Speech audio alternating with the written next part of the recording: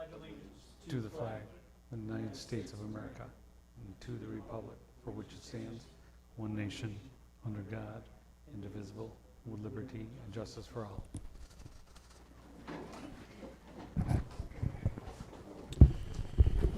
Okay, roll call. Mr. Slota? Here. Mr. Simonis? Here. Mr. Johnson? Here. Mr. Hulbert? Here. Mr. Warden? Here. Communications? No communications. Okay. We'll move to open forum. Guests shall speak in an orderly fashion, are limited to remarks of 5 minutes or less. The speaker shall deliver their comments or concerns in a civil tone and without the use of profanity, personal attacks, or other disruptive behavior which may result in the offender's removal from the meeting. The speaker shall not be interrupted except in a matter of urgency. If anybody would like to speak tonight, please come up to the microphone here.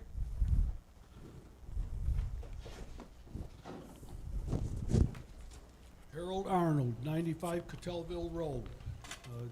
Just concerned about why my property was charged double for the sewer upgrade, and I just don't feel that my house is any different than any other house on the street. We all pay, no matter how much water you use, we pay to use the sewer, and the more you use, the more you pay. So I can't see why I would be charged double for the sewer upgrade. I can't see where my property cost the town double to do the upgrade. And I know I talked to Craig at the water department, and he said part of it was because I had 2 drops in my house. Well, I have built houses with 3 and 4 bathrooms in them, and they're in different places in the house. And every one of those bathrooms had to have a drop, what they call a drop, down into the main sewer line out. So therefore, I don't see where my house is any different. I have 2 in mine, and I just feel that I'm being unfairly. I don't know if, I know it's in the code. You folks, either you or somebody prior to you, had to put it in the code. And I was just wondering and wanted to know the reason why a duplex would automatically become a double charge to the town. That's my main concern. I just hope that you guys might take a good look at it, and maybe you'll see it the way I see it, maybe you won't, but I'm here to question that. Thank you. You are on the agenda under new business. All your information is in here. The board will be reviewing it. Would anybody else like to speak?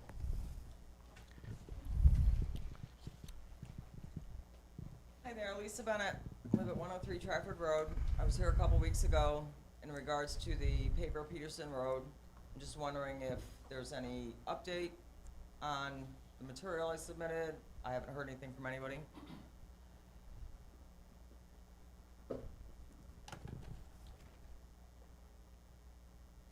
My question was is there any We can't update? answer questions. Oh, okay. This is for you to speak. It's public Okay. speaking. Well, I just, I did ask for something in writing to what the next steps would be to obtain this parcel of property that nobody's paying taxes on, that runs through our lot. And I haven't heard anything, so I'm just inquiring to, has it been looked at or what? I get, you can't answer any questions, so. Okay. Can you answer questions if I call your office? I cannot answer questions about this because I have no information on this. So, do we know who can? We've gone through this before. I'm not going to get into a back and forth here. You haven't gone through it with me. I asked all the people in the town about it. So I have no new information to give you. That's why you So can call that's- my office all you want. I have no new information to give you. Okay, thank you. If the board wants to discuss it, put it on a future agenda, it's up to the board. I don't run the town by myself, all right? Well, I mean, I'm how does sorry. that happen? How does what happen? How does that happen? How does it get out? I have it under my supervisor's report, asking the board if they would like to entertain it in a future agenda, And that's gonna be brought up later? under my supervisor's report.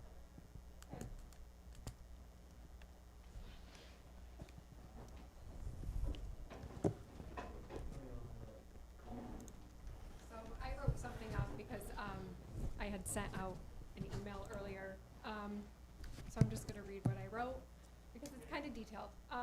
I'm here to express concerns about a home in the town of Shenango.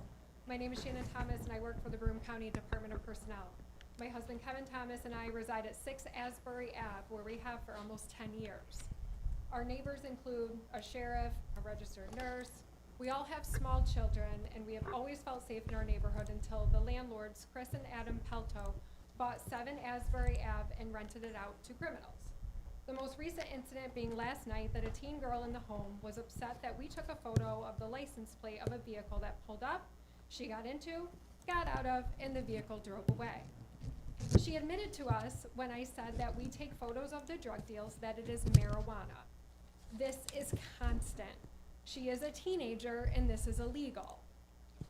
Everyday exchanges are happening. We have videos, we have photos, and it's all happening in front of our homes. Whether it be marijuana or not, some of the adults in the home have passed meth charges. Google is a great thing. And it's a major safety concern for our children and our neighborhood as a whole. My question is, what's it going to take for something to be done with this house and these people? One of our children to be hit and killed like Harper Stance on the west side of Binghamton.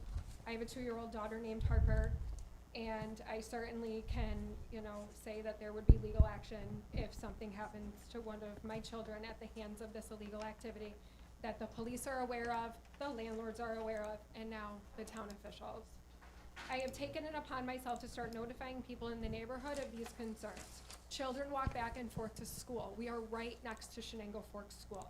Children play around on our roads. They should feel safe near a school and not be subjected to illegal activity on the daily. We are scared for our safety. Code and dog control have been to the home. What can we do to see if something can happen to make our neighborhood feel safe again? Thank you. Thank you.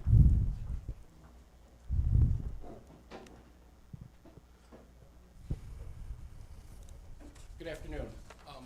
My name is George Dermody. I'm president of the Children's Home, and I'm here to speak about our proposed purchase of property on Ransom Road. I'm happy to see that there's further action on the agenda today. I certainly just want to I know there's been a lot of communication since our public hearing a couple of weeks ago, and certainly just want to publicly state that I believe that the Children's Home has met its burden of responsibility for providing information and have also continued to operate in good faith. And I just would like to encourage the town board to move forward so that we can continue to have conversations, not only with the board, but with the neighbors about the most best and appropriate way to move forward with this very needed project, that it's a priority for our local community and state. So I would hope that we would avoid unnecessary delays and that we can continue to try to create a partnership to go forward in the best way possible. Thank you. Thank you.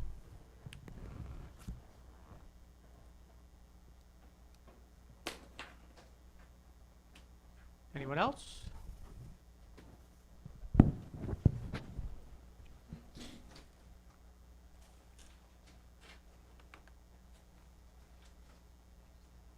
Hi, good evening. Amy Ross, resident of Ransom Road. I just wanted to come up and thank you guys in person for your continued efforts in reviewing the proposed community residence on Ransom Road and for previously identifying and articulating alternative site locations with the supporting rationale. We really appreciate that as a residents. We appreciate your engagement in evaluating site suitability and advocating for locations that may better align with the infrastructure and land use considerations. We understand that the sponsoring agency, the Children's Home of the Wyoming Conference, has formally rejected those alternate sites previously proposed by the town. Based on our understanding of the procedural framework under the New York State Mental Hygiene Law, Padavans Law, this rejection may provide the town with an opportunity to, within the defined time frame, to submit further alternative sites for consideration. Given the importance of maintaining a complete and compliant process, we respectfully encourage the town to consider submitting an additional round of alternative site proposals if appropriate.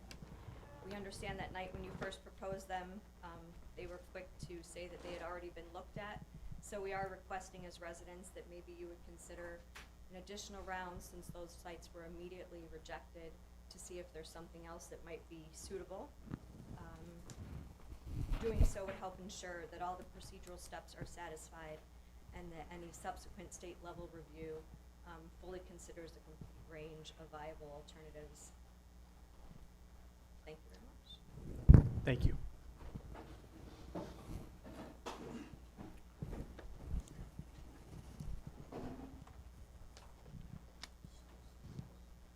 Hi, Matt Ross, also from Ransom Road. While the residents do understand the position of the sponsoring agency, want to move forward quickly, we do want the town to be aware. We notified you guys that we reached out to the Office of Mental Health and file a Freedom of Information Law request.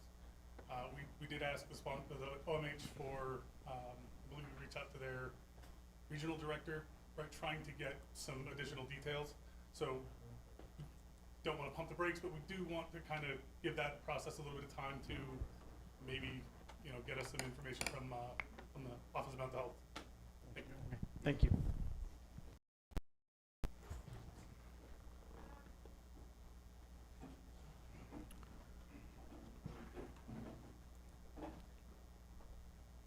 All right, anybody else? All right, seeing no one else, we are going to get right into old business. 5.1, wastewater treatment plant updates. This is the monthly updates that you guys request from B&L. Does anybody have any questions for Greg on the update, pay apps? I see there's some money there for contract 1A. I thought we were supposed to hold off payments for some kind of, something was worked through or something a couple months back. You know anything about that? I believe that was the steel. Yeah, that's I all don't know been, what the the- steel's all been taken That's care all of. been taken care of. Okay, because I didn't hear any resolution of that issue, so.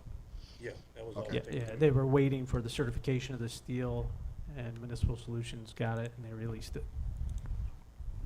So they can continue. Other than that, I have no questions. Okay. Greg, in looking at this, have you guys kind of evaluated where the project is in terms of the updated schedule? I mean, are they on schedule? Are they meeting any deadlines that have been established? I know we've talked about schedule in the past, and we've granted a time extension, but I've never seen anything in the updates that kind of indicate where we are. I haven't really looked into it fully. I believe we're on track. I haven't heard anything otherwise from the engineering or any of the contractors. Maybe that's something Leeson could include next time? Absolutely. Thank you.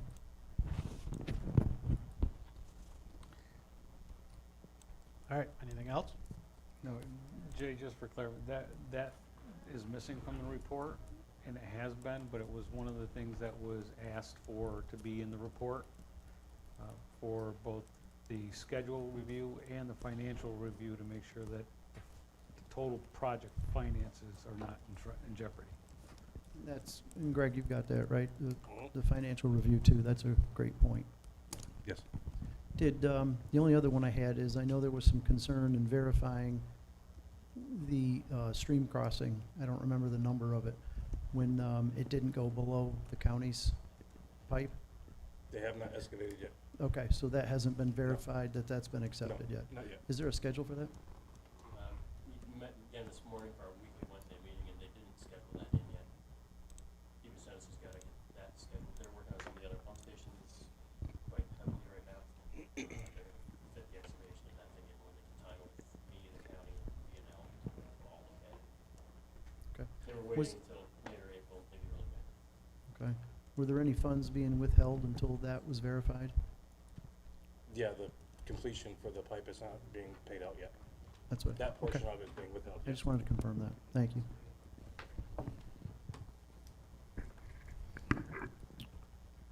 All right, moving on. 5.2, Carmichael Road discussion. Let me see the information there. Darren, do you want to speak on this, or Alex, or? This is brought back up because nothing's been done by the contractor on this road, no updates, no nothing on what's going on. I'd like to get it done this year, hopefully they get done with the work that they're doing, but now I see that they're actually possibly doing some more damage to Moore Road with their excavators that are there.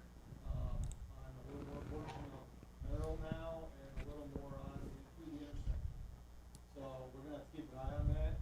This was just preliminary, and I feel that, you know, I think we're gonna get a better bang for our buck with having somebody, us do it through contractor, through our state, OPS contract, or county contract, than for them to do the project. That's, you know, I still haven't seen a price from them, we have nothing from them. So, I don't know what's going on with this. So that's why I brought it back to the table, because people have been calling and asking what's going on with the road and construction and when it's gonna get put back to the way it was prior to the project.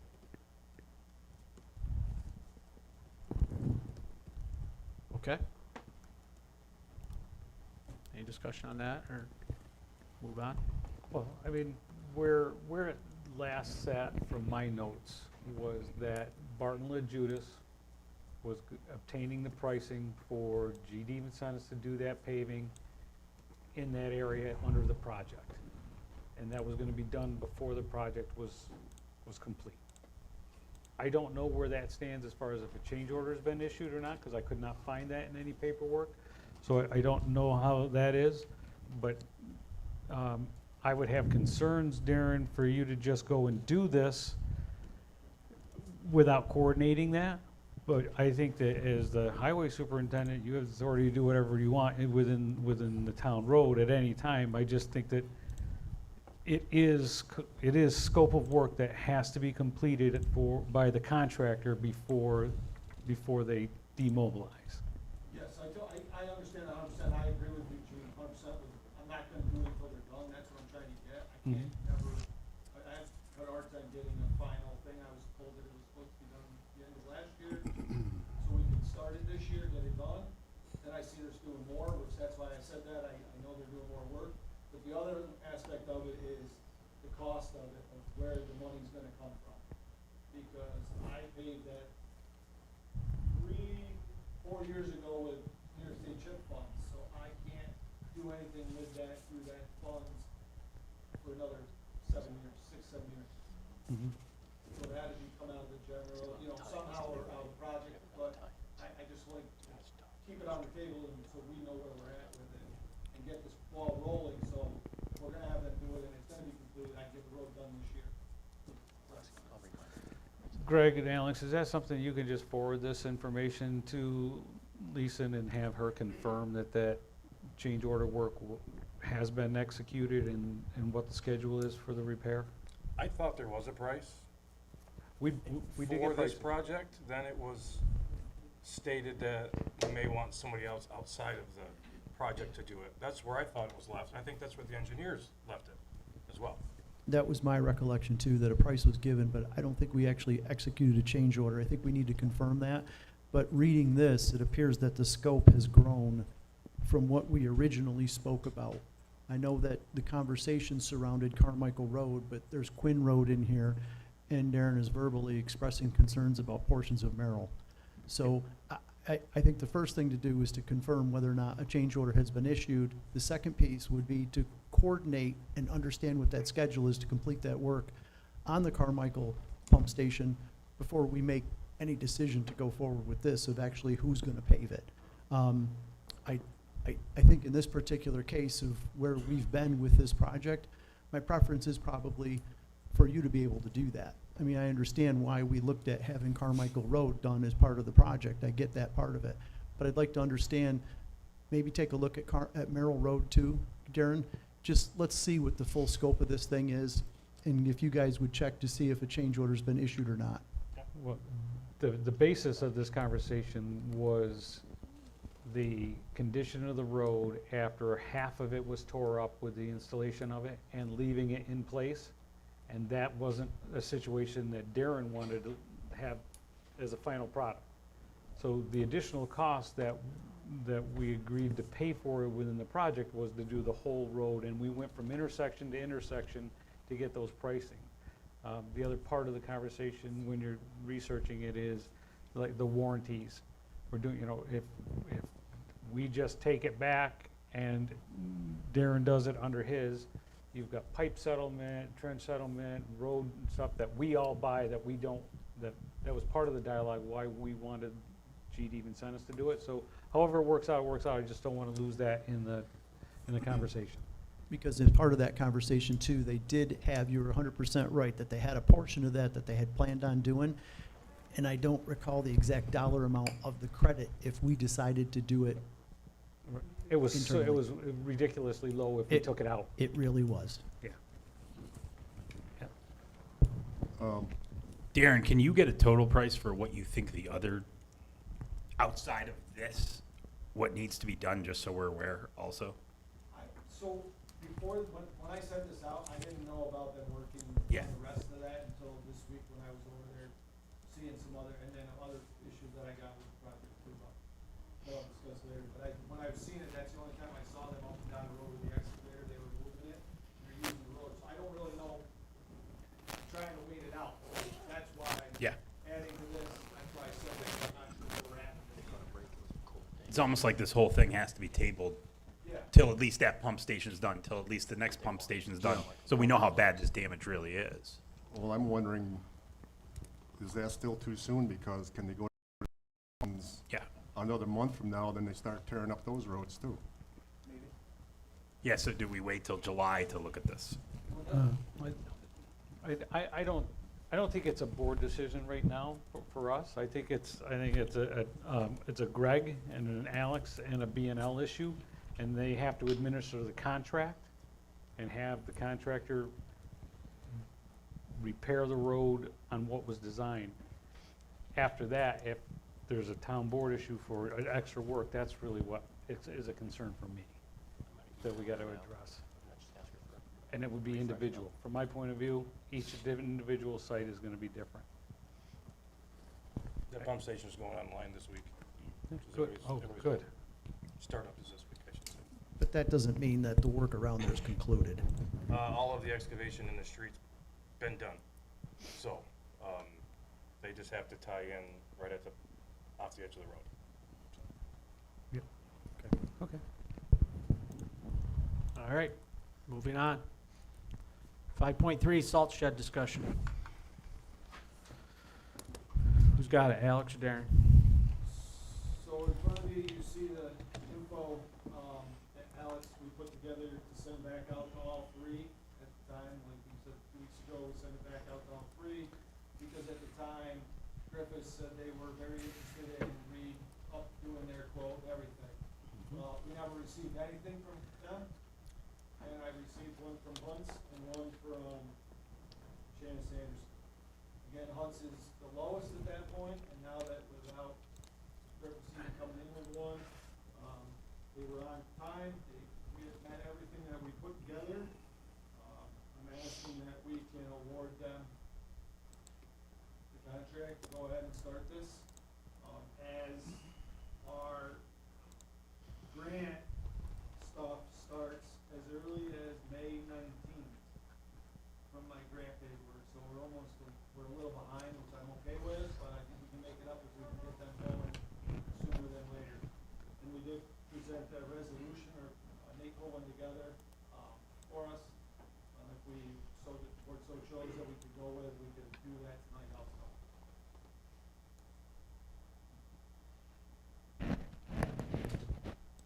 You okay with that, Alex? Yes. Yeah, I did a review of everything, and I liked where we ended up.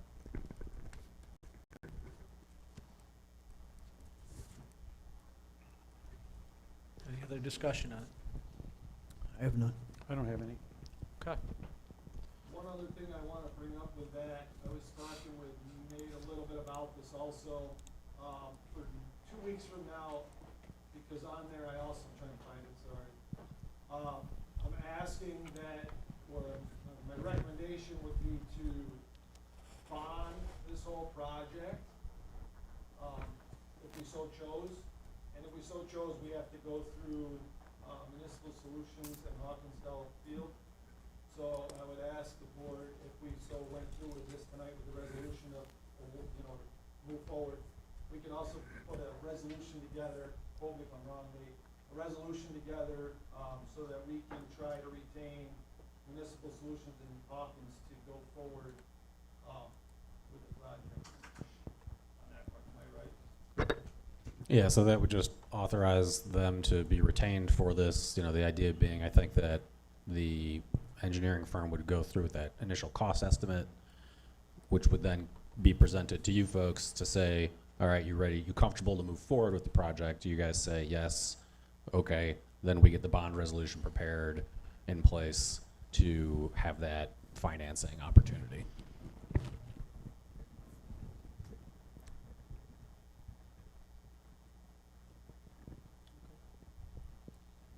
All right. Moving on. 5.4, secure vestibule. Any questions for Alex?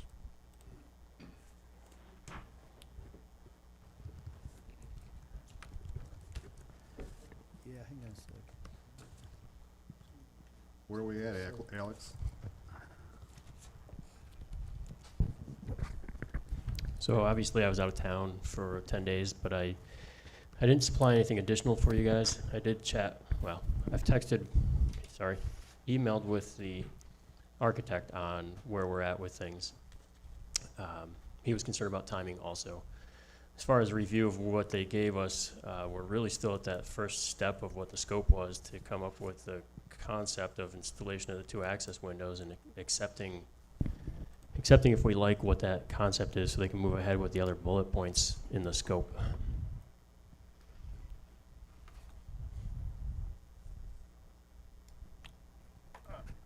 From the drawing that was submitted, that you submitted on that one was the one dated March 4th.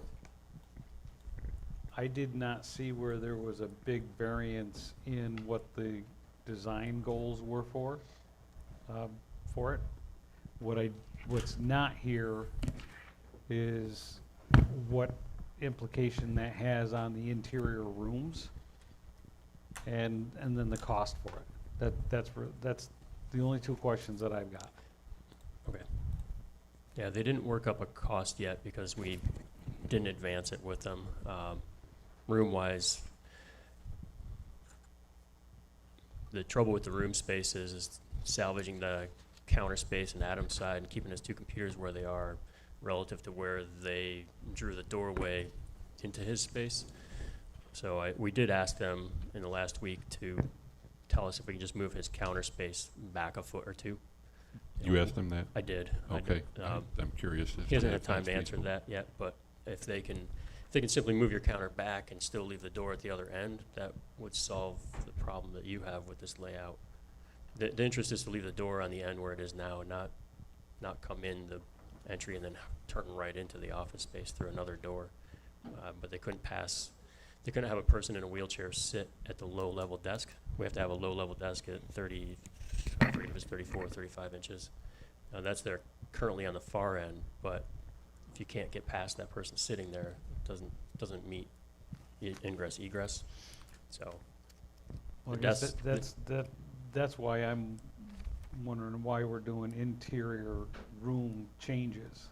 Because if all we're doing is putting the access in, it's not for, we're not changing anything on the inside. There's not gonna be budget to do this project with interior room changes like that. what we were trying to do is to still secure like where that window will be, so it's not in the public walkway area. Where it lands is on the public side of the current door back to the clerk's room. Mm-hmm. So we wanted to move that door and give a counter space at the window so it's functional with functional counter that's usable for the clerk. So they gotta have some sort of millwork there to stand at. But that means that door has to move also. So then that rippled into moving pieces of other cabinetry out of the way. Are those firewalls? The window wall, the wall that the window's going in is a firewall. For both of them? The internal is not. No, for both window walls into the water department and into the clerk? Yes. The whole hallway corridor is firewalled all the way around. Yep. So we know that we have dampers to go in both the windows or roll down. Alex, how does this address people utilizing the court or having to come in to utilize the elevator? Do they have to access someone at the clerk's office or DPW to go in to use the elevator? So this sketch was just given to work through the hiccups on the clerk side mainly. Keystone recognizes we're gonna have that whole corridor walled off. So they anticipated a whole wall of glass there with a doorway, and then you'll have your control panel inside the vestibule that was requested. So I think, So there's no direct access to the elevator? correct. Everything has to get buzzed in, How buzzed does around. that prevent someone coming from downstairs or from the court down the stairs to access DPW or code? Right now, once they're in, they could walk the halls. We could consider switching that to having the hallways secured in some other fashion. I get the idea of setting up for security, but it doesn't seem like we've accomplished a whole lot with this plan. All I see it is just having windows in the DPW in the clerk's office, access from the vestibule. I mean, upstairs is still wide open. Yeah, so once they would hit a wall of glass and have to buzz through, but like you said, once they're through that vestibule doorway, person that's going upstairs or to the code office could walk to any of the other locations. But at that point, they've already gone through the entry issue. But who's gonna monitor that? Are they just gonna buzz them through? I'm not sure this really accomplishes what was identified in the RFP. I think we're missing quite a few elements of this if we're really trying to create security for town offices. So the part that's not here in this schematic is the camera system and the communication system from the clerk's office to the other departments, Mhm. asking them if they want to come down and get this visitor or let them go up. I'm struggling with the practicality of this. I mean, it just seems like we're missing some elements of it. Seems like there's other approaches to maybe leave that elevator open, so people can access the court. Because to me, that would be the primary use of that, of people just coming to the main door of the town hall. I'm not sure I understand the distinction. The distinction is climbing the stairs or using the elevator, and I think most people coming to the court are walking through the front door. Yeah. And if But they're then we're not- gonna have to buzz them in and use that. I'm not seeing the value of this. Well, there's no equity with convenience and security. I agree It's 100%. it- But I think there's a few ways to mitigate some of these concerns. And it may not have funding in the budget for this cycle, but I think this is kind of curing maybe a symptom and really not the disease.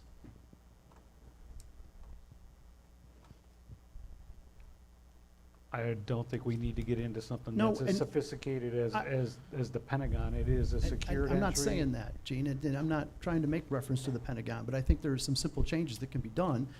And unfortunately, it's gonna be one to be able to have to maybe add a bathroom for the court, so they don't have to come around by the supervisor's office to utilize those bathrooms. To me, those are some of the higher safety concerns for the people on the second floor.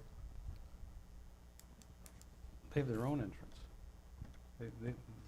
They have their own entrance, When- but for when- people to come in and utilize those restrooms that are right outside the assessor's office and the supervisor's office, all right? And I'm confident, I've heard some very realistic stories about some of the issues that have happened in those bathrooms. That's a concern of mine for safety of personnel in the town. We don't need to get deep into it right now, but this project here, as it stands, I don't have any interest in.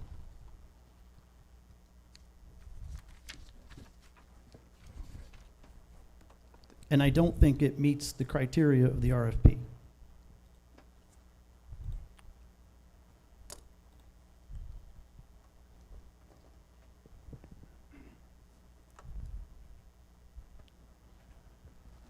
Any other discussion on it?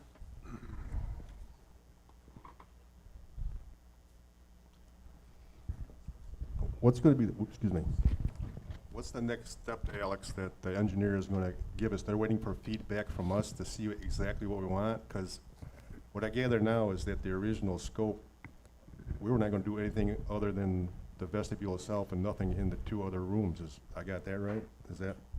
Yes.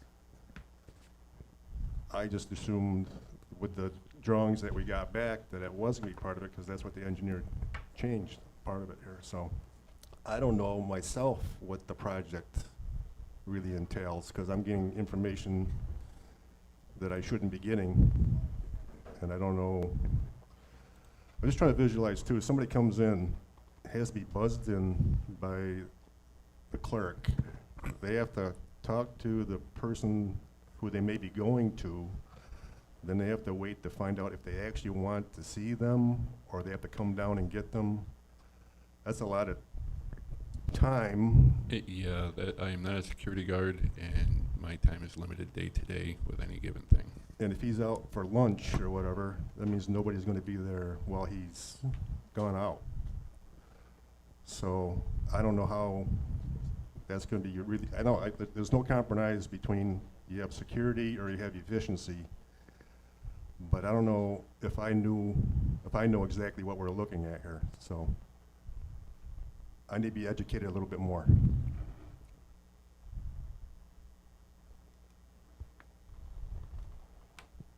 Okay.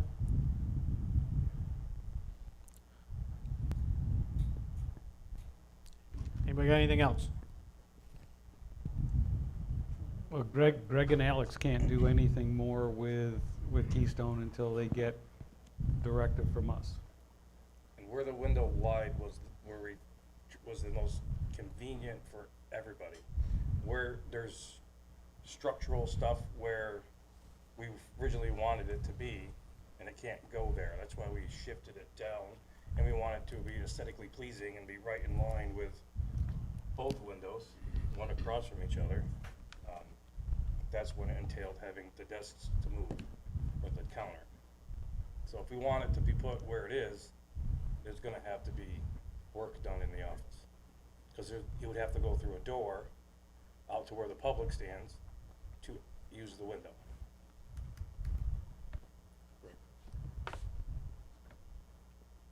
On my end, it's no big deal. It can go anywhere on that wall.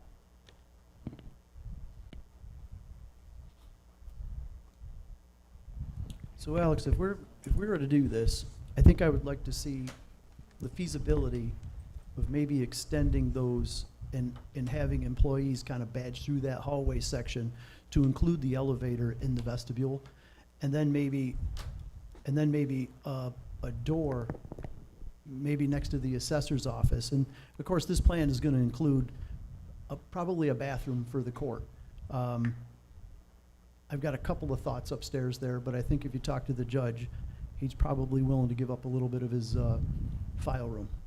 But again, it increases the cost of this, and there may not be funding available for it, but I just don't think this accomplishes anything close to what we're trying to get to according to the RFP. So I think if we could see a plan, what that is, There's nothing in the RFP about bathrooms and doors. no, on the nothing in second the floor. RFP, but it talks about, security and high tech and address safety and security enhancements to the main entrance with construction of a secured vestibule. Right, that- that's right there. But it does nothing for nothing. You can go into the court, come right back down the stairs, and you're right in the building. So you created a secure vestibule, but you didn't secure the building. No, but you're not, that doesn't happen anywhere else in any other building. Gina, look, I'm gonna I don't respectfully understand. disagree with that, but you talked about convenience Look at and the Broome security County and office convenience, building. and I don't You think go there's to any issue. school that puts in the secure vestibules, you're going into a single. Yeah, but they have This no other doesn't- access they have- into the yeah, they don't building have that's no- unlocked. And this building isn't gonna have access other The than. courts are, the during courts court are days, it's unlocked. Unlocked. You walk, you- everybody that comes into court, you can't lock the door on court days. Everybody that comes into court that goes up those back stairs comes in. And that's all part of what this was intended to change. To do what? To have one main entrance in where everybody comes in. Employees can come in other areas that have got badged keys in.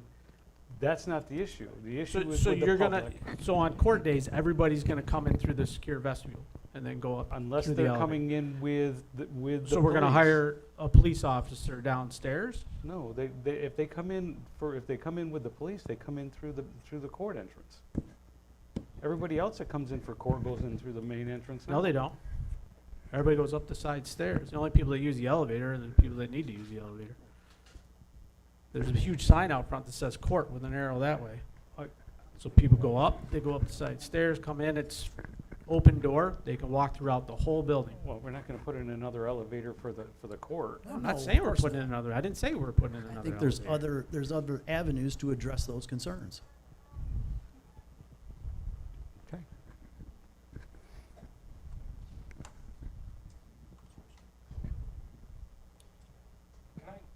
Broome County Sheriff Department came here and did a walk around with Joy, Darren, and I. And there's something out there that they gave ideas on how to do this. Yep. So I would suggest, if we want, we can review that again, but to me, there's not more I can do on this with the RFP until you guys No, tell me otherwise. Greg, do you have that report from the sheriff's department? Or is that something worth refreshing and having them come and do again? How long ago was that? If I don't have it, I know the person who does, and I can have it. We can Could have it you, tomorrow. by chance, forward that to me? Thank you. I mean, candidly, when I read this RFP, because I'm coming into this half-baked, like, I thought the purpose of this was to, never mind security, it was just the efficiency at the two windows. I knew nothing about the court issue and whether they're using the elevator or not based on reading this RFP, because in my mind, I thought everyone came to the back door for court. So Jay, I totally see what you're saying and agree with it. I also understand what Gene's saying, but fundamentally, if this is solely meant for security, this is less about the windows and more about how people are being badged in and out, and That court somebody from court is going to have to come down and sit at the clerk's window those days, because no way can the clerk's office deal with this much traffic. And then at this point, what are we doing? Boarding up the back door, or that's locked all the time, and we tell people go back to the front door after however many years using those? Like, there's a lot of pieces missing based on what documentation I'm reading. But even still, coming back downstairs after court, the assessor, the supervisor's office. Yeah, all and if you're pissed accessible. off after you just left court, fundamentally,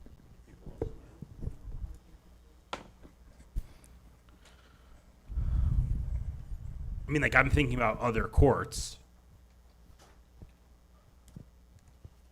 Typically, it is a siloed entrance. Johnson City would be the exception, however, you're walking through the police station.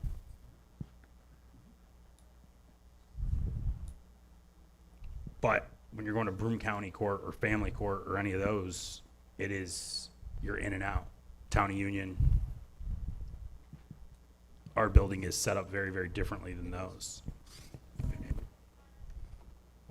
Part of the responsibility of the architect for this was to go through those thought processes as part of the methodology for the security.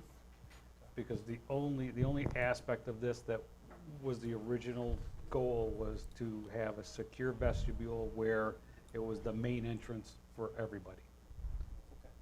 So that's why I think it meets it. I think it goes beyond that because we're getting into areas that we're not expected to have to get into. But I think that if that's the solution from the architect, that's how it's got to be met. I can't do anything more with it without knowing what the cost of this is.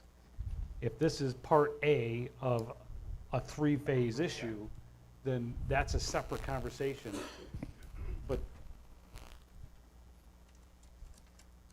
I think it's important that we get a resolution to a secure vestibule and focus how the public comes in and out of this building. Everything else we can address separately, but I don't want to see this go off 2 or 3 or 4 years because we want to put the whole security thing together. Okay. So what we have here in this diagram, you want a price on doing this other than the internal work? I do, but if I think I follow where you're going with this, I'd like to see not only the price for this, but does it address, what could address some of the building issues, some of the thoughts surrounding that? There's a master plan for this building security. Yep. That we need to build out for, and I don't wanna spend $300,000 on this. No. And then have to take $150,000 of it and throw it away to do the rest of it. Agreed, and I thought that's where you were going. So, in that, you guys got that, right? So as far as the price goes with this, we're at a schematic design. And I would expect the schematic design estimate to reflect what's on this, so that we know whether or not we're in a $300,000 project, or we're in a $100,000 project, or $500,000 project. Right, because then this could be a multi-year solution, a multi-budget solution to get to that final goal. Yes. I'm fine with that. Okay.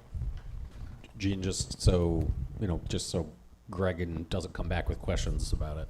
So the drawings, I don't necessarily see in there any upgrades to lighting, information about separation of electric and HVAC for zones, installation of cameras and call buttons on the drawings. Is that something that you would expect at this stage? Like they wouldn't include Yes, that? I want a project cost, Right. not I would too. not an estimate of what's shown on the drawing.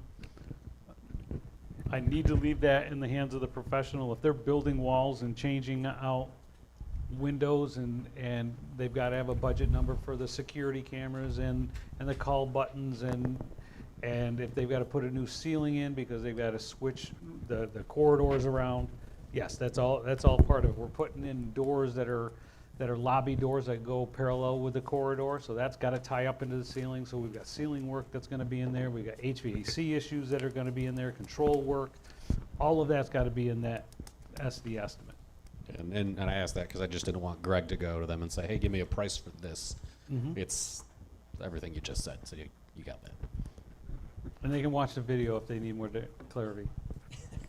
Yeah, all of it. All right. Yes. We should have had a conversation at the end. Okay, moving on. You got your marching orders on that? Something. And we'd like it for our next meeting. Is that serious? I'm serious. Okay. I don't think it's unreasonable that within a week and a half that they can't put together a budget estimate. It's gotta be ready by Wednesday so we can receive it and review it, so give it to you on Thursday. So if I let them know tomorrow, they've got 5 days to work on it. Do you think that's feasible, Alex?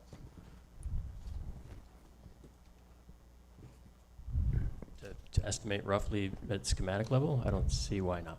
Okay. I will ask them, and if they push back, I'll let you know. But Okay. I would push back on you asking for the review time. If they give it to us, we can all review and comment on it over the weekend.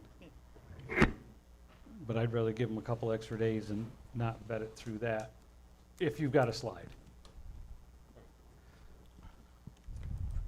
All right, moving on. 5.5, procurement policy discussion. Don't have any backup for this. I don't know what we're talking about. I was told to put it on the agenda.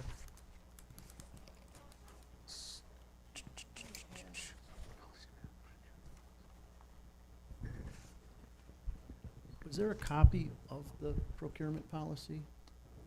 There, yeah, Did you have that?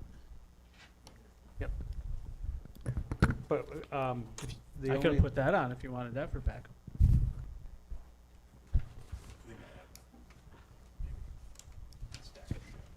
the,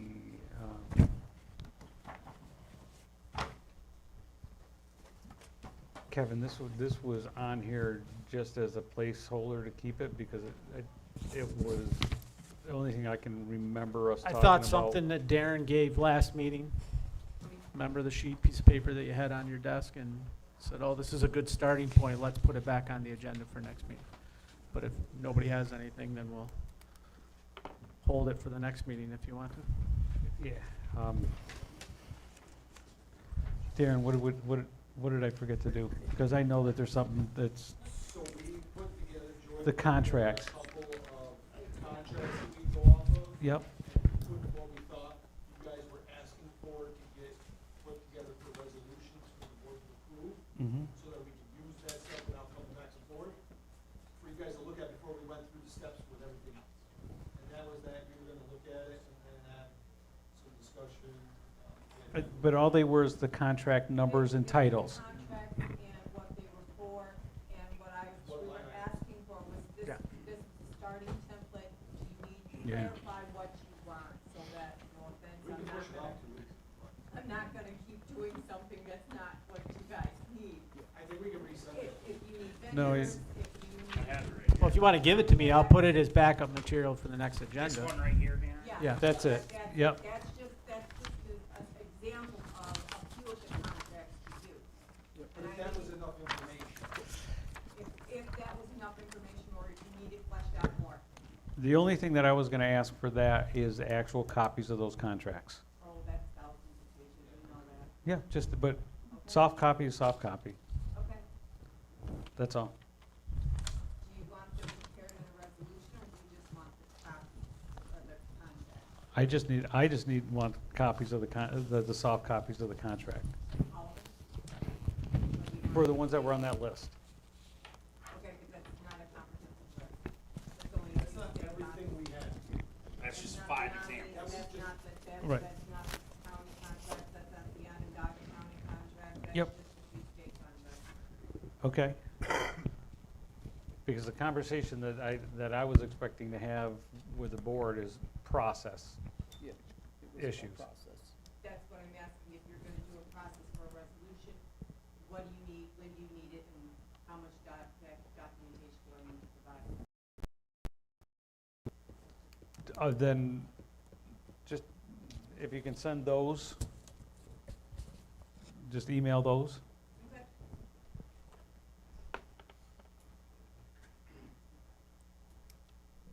That's all I need. Okay, we'll put it on the next agenda. She's going to email those to everybody, and then we'll, can have discussion, policy discussion. Yes, and if you could put the policy on Yes. the agenda? Yep. That I can do. The second part of that was the procurement contracts that we are currently, or the vendors that we have in place that we're paying that we don't have contracts for. And that's part of the conversation for those contracts that were there. How did we do it? If we get a contract and the town board still has to approve the contract for anyone to use, and that's where ultimately this has got to get to. The other part about the procurement policy that I might just be confused on is, so we have a certain dollar amount per project, per hole we dig. And if it's under this dollar amount, the policy does not have to be followed, agreed? It always has to be followed. Yes. Luke, to help you clarify, the policy says you don't have to do any particular due diligence below a certain threshold. You can just go to one vendor and use them. Okay, so it's below that threshold, you don't have to do the diligence, you can, and then the policy's followed. My follow-up question to this is, what happens when we use that vendor 15 times throughout the year, and now the dollar amount is above? So if you threshold. reasonably anticipate within a 12-month period to cumulatively purchase from that vendor the material that you're purchasing, I'm just going to say concrete, and that cumulative purchase exceeds the threshold, then you have to follow the procurement policy for the cumulative amount.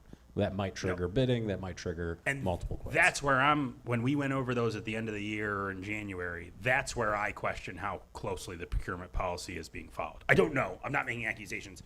It might be getting followed to a T, but that is where I could see this oversight being, and, oh, this is only $2,000 to do.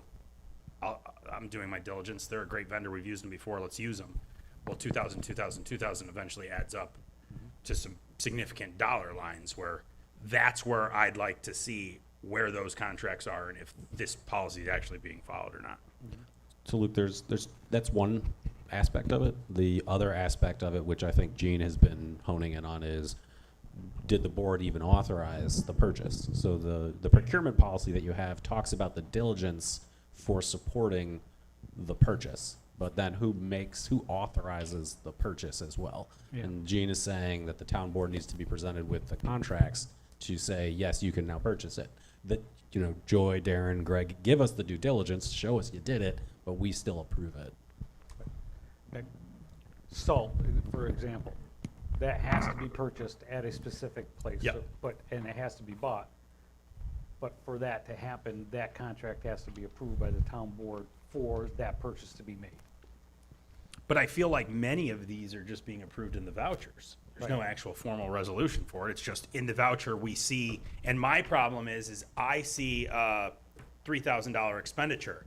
I don't see when I'm just looking at these vouchers that is the third $3,000 expenditure made to the same exact entity. Right. That's where this isn't sophisticated enough, our process, to know, wait a second, I'm flagging, I think we're at the threshold with this. Did this go out to bid? Where is the formal contract? That's the part that's missing for me. And when we're all said and done, there are gonna need to be some check and balances and some new processes in place to make sure that that doesn't happen. Agreed. So one of the things that you could do, which I did at the end of last year, was ask the then bookkeeper to provide that list of 1099 vendors, which actually gives you the cumulative amount of dollars paid to them. So if you did that, I don't know if you want to do it monthly, but if you did it quarterly, that would be a way to say, oh, look, while I'm reviewing these things, I also have a quarterly report that shows we've now spent X dollars over this thing. And then you guys would know to ask the question, are we going to spend more than the procurement threshold for bidding on this in this year? That was just an idea. Yeah, no, and I think we're at that point right now. I mean, we don't have a bookkeeper, which is a fundamental problem, but we're at that crossroads where right now would be a good time to look at these and see where are we at. Yeah. Yep. All right. Moving on to the bookkeeper's discussion. Like how to keep that up. Sure. Are we good with that one? So you want that on the next agenda? Please. Procurement policy Yes. discussion with some backup. That we can do. All right, 5.6, bookkeeper proposals. So I talked to Rebecca from Statements and asked her about insurance. She's not bonded. She is fully insured with cybersecurity insurance. That's what she uses for all the other municipalities that she does business with.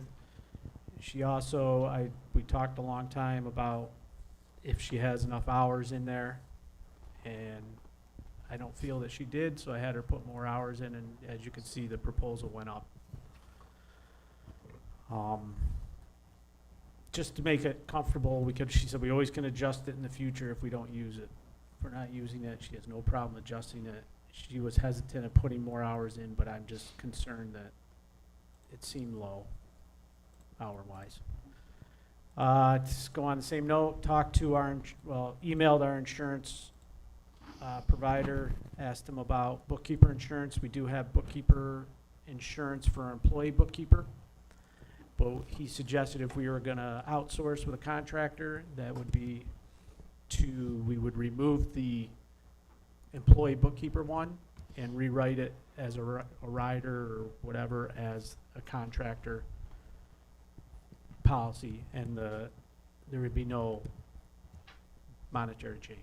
Basically, it would just be rewritten properly so that the bookkeeper would be covered, but we would have to still provide financial oversight, which we would anyways.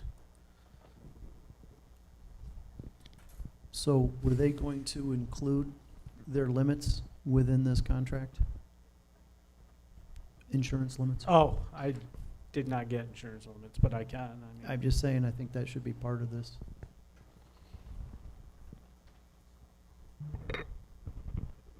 It's certainly easy enough, and then if you want to approve it tonight, you can say, motion to when you get to it, a resolution to approve the services with them, with the amendment that their contracts specifically identify their insurance policy limits.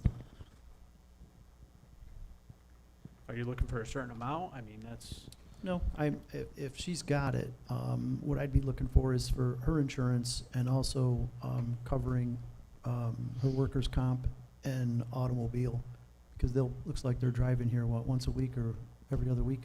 every 2 weeks. Yeah.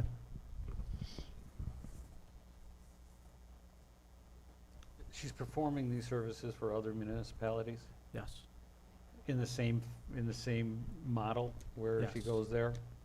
She's doing the same model for the Village of Owego. She's actually spending more time at the Village of Owego to get them on track, but she doesn't seem that it's going to take this many hours in the future. Okay. I talked about the software with her, and she said that if it was expensive to get, she wouldn't need them. As long as she got good reports from us, she wouldn't need that. Access to the software if we couldn't provide the material that she needed to do the reconciliations. Okay. So, I have no issue with having the bookkeeper have access to it.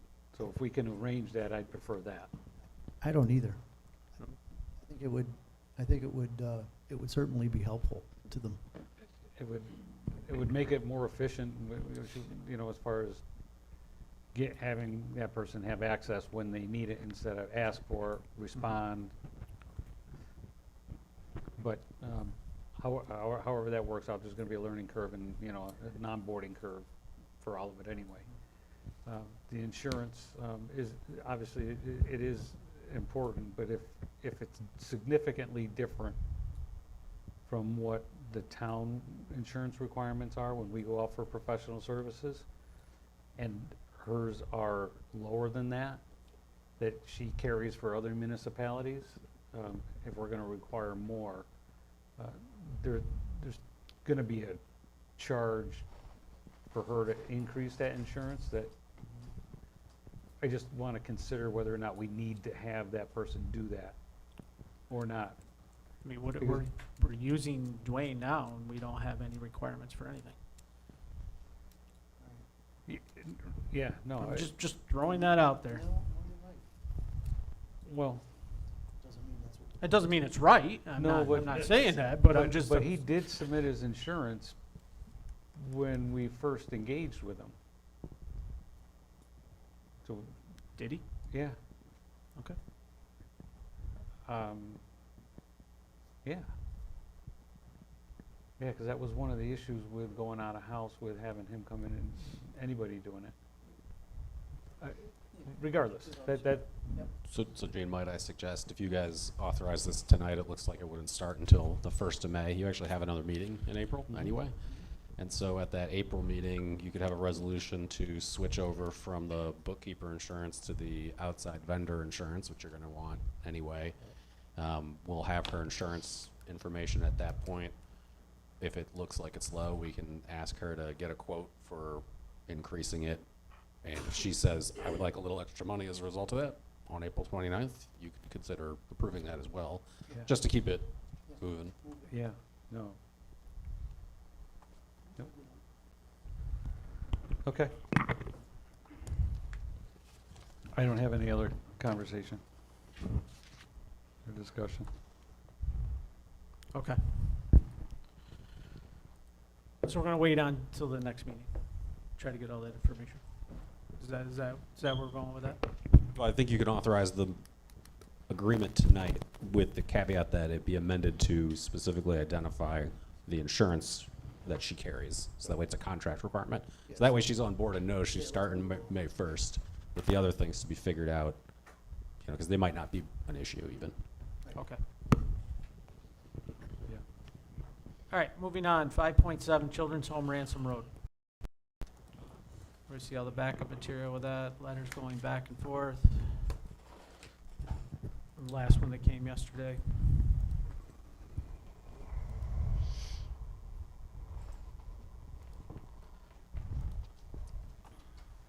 What's the next step?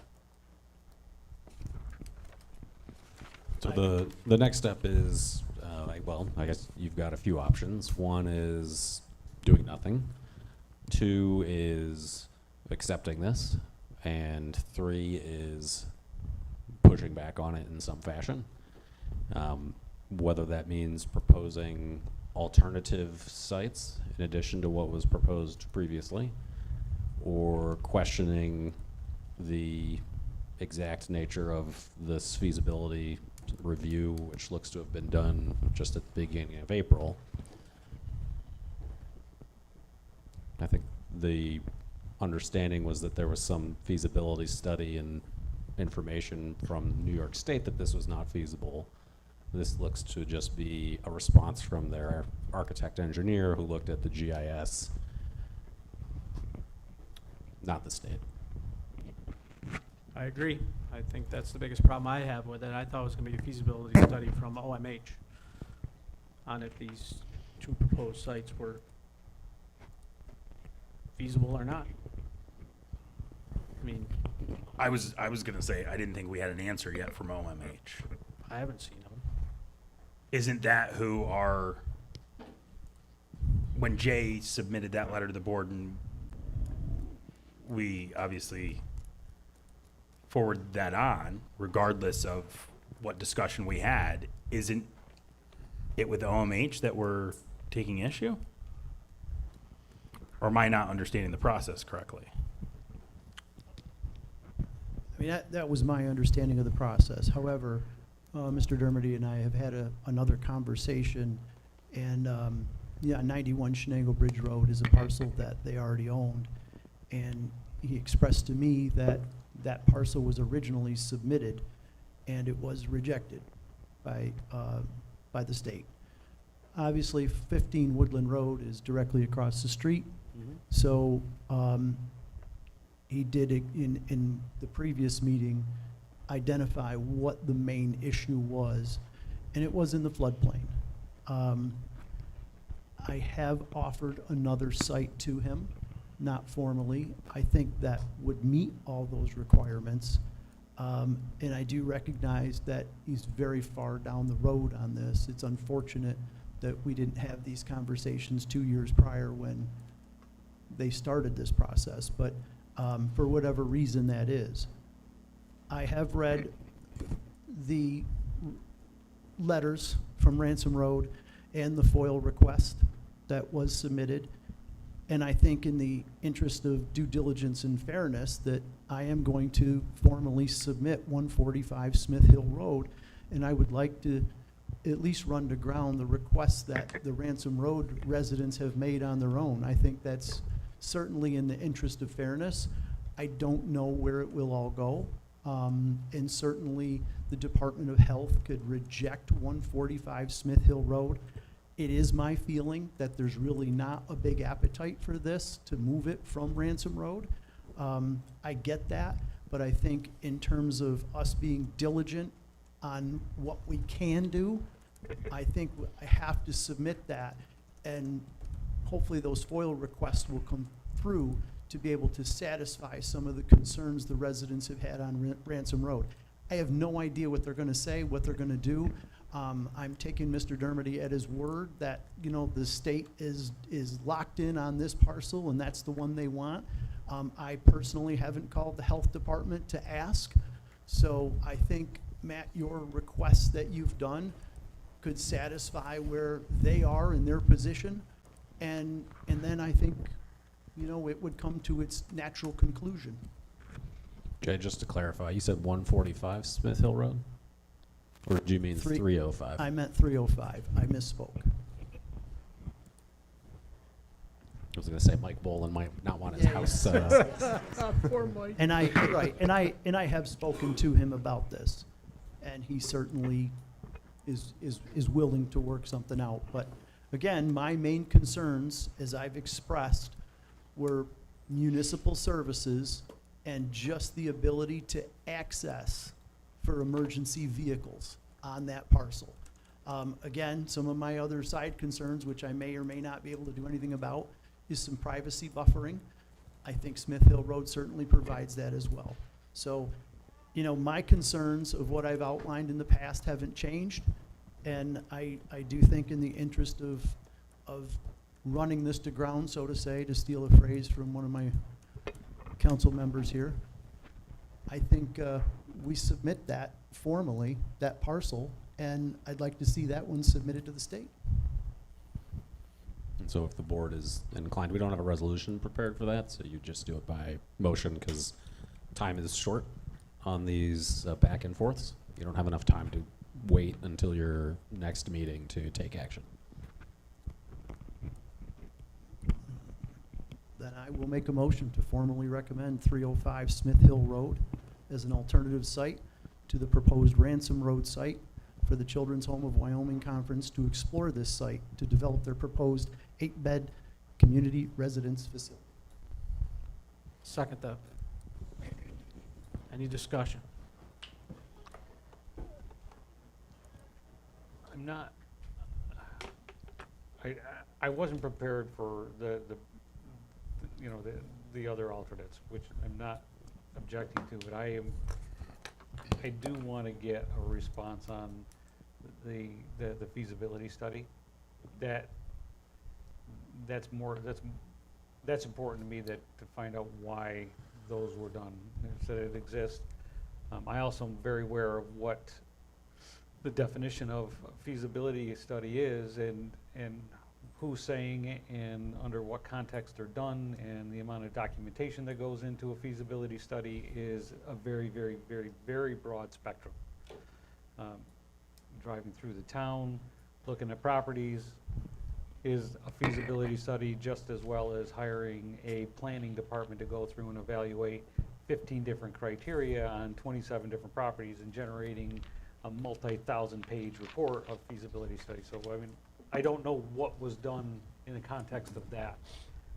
It is my understanding at this point, anything that was going to be received by the town has been received, and it is included in our agenda. Okay.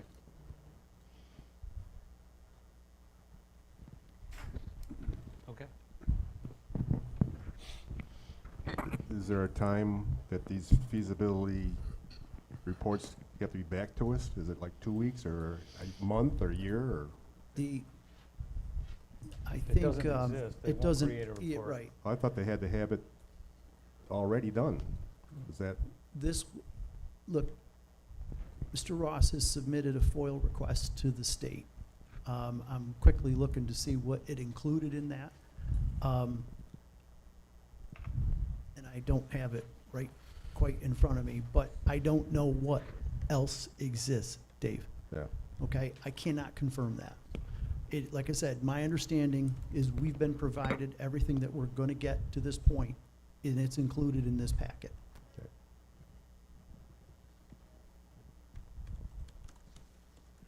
If that's the extent of it, there's really, I don't see the need to hold that out as a condition or a contingency issue on that.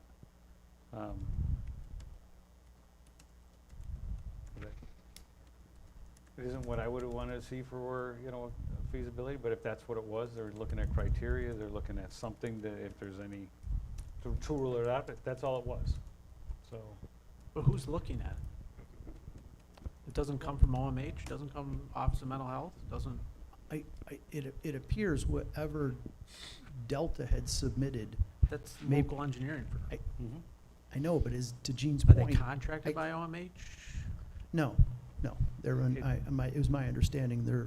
So if I they're want to do employed by- something, I hire a firm, obviously I'm gonna get what I want. well, Whatever.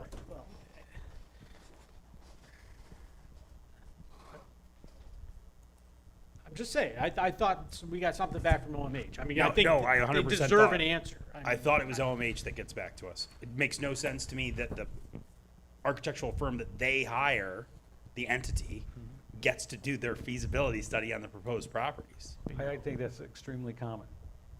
I do too.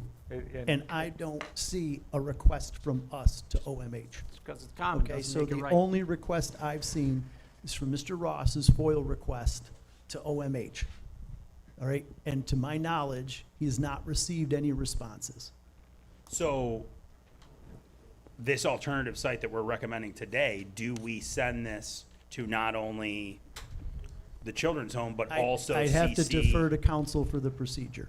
Yeah, so It goes back to the applicant. we'd have to basically request the Commissioner of Mental Health to hold a hearing, and then they review the criteria and determine whether or not the proposed location is suitable versus the alternative sites. And I mean, I'm sure they'd try to get us to work it out if we requested that, you know, but that, I've never actually had to do that.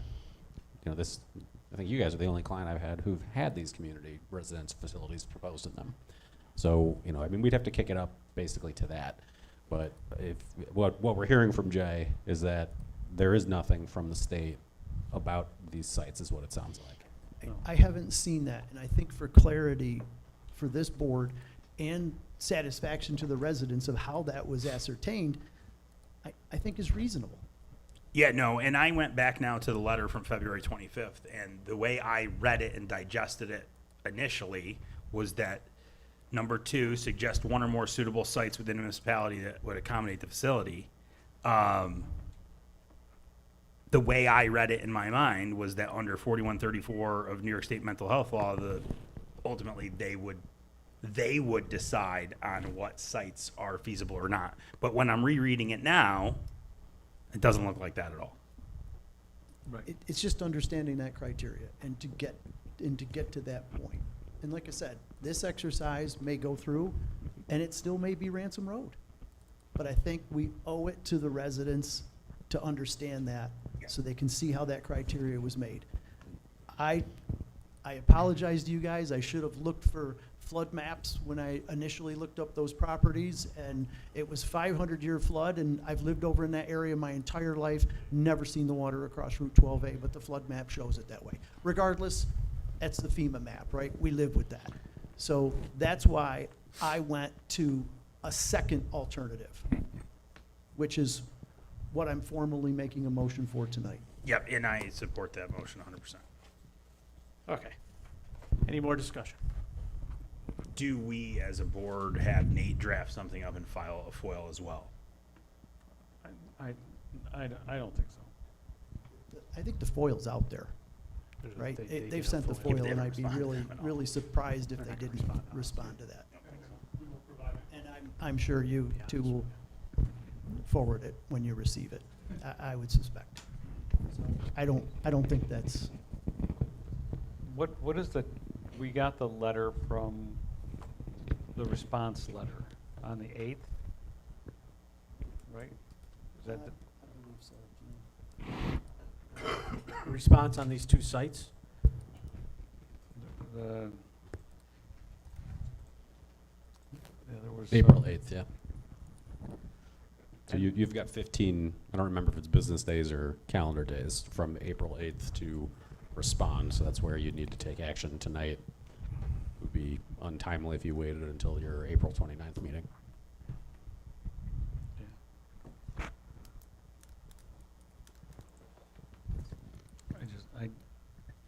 I just don't see a different path on where it's gonna end up. and it might not. And it might not. But I think we'd be remiss not to provide that alternative and run this to ground. I not knowing where, I know where the site is, but not doing any of the research or any of the looking at the valuation on whether or not it's a suitable site. I don't have a basis to recommend it.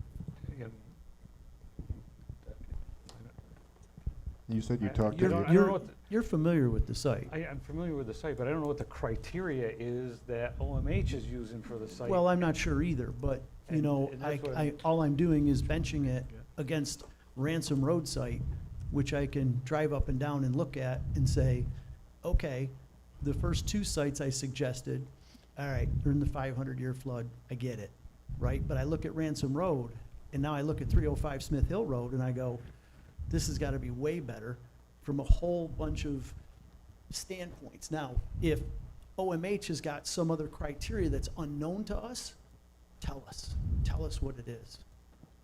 In the conversations you've had with, about this property, this has not been one that was previously vetted out? No.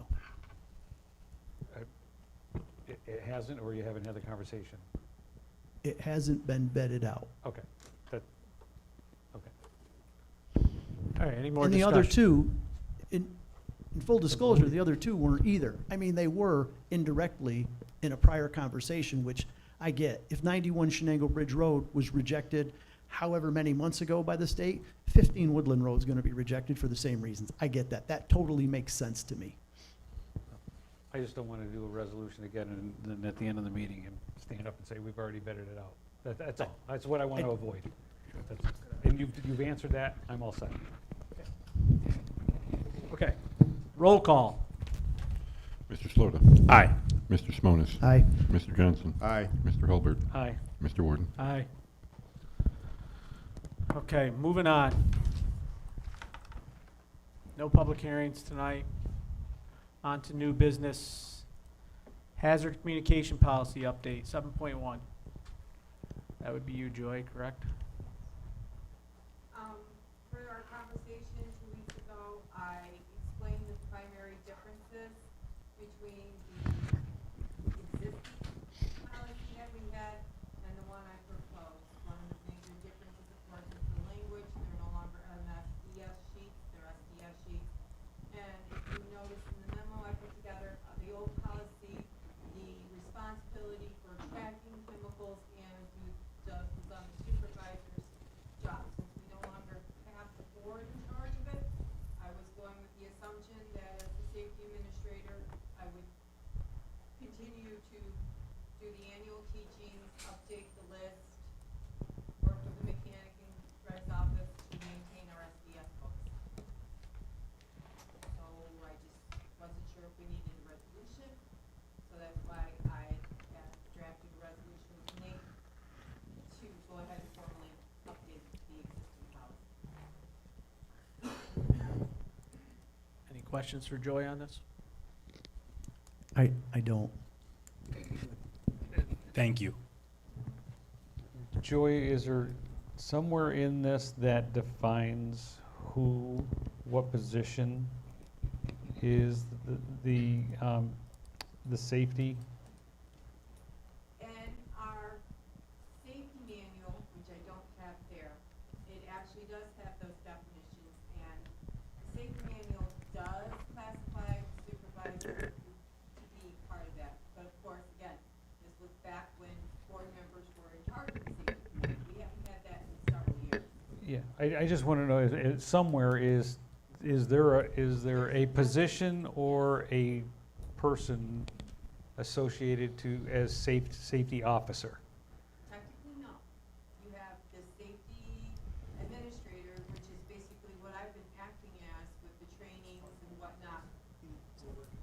Okay. But I think the question you're asking, to some other told is what we are working on under the disaster plan. And yes, that's part of that. There is a board member assigned to that. But I'm stuck on a couple things and we got. Okay. So yes, there's a two parts of that. So there would be a person that is the safety officer identified. Okay. But it doesn't exist now? Not, no.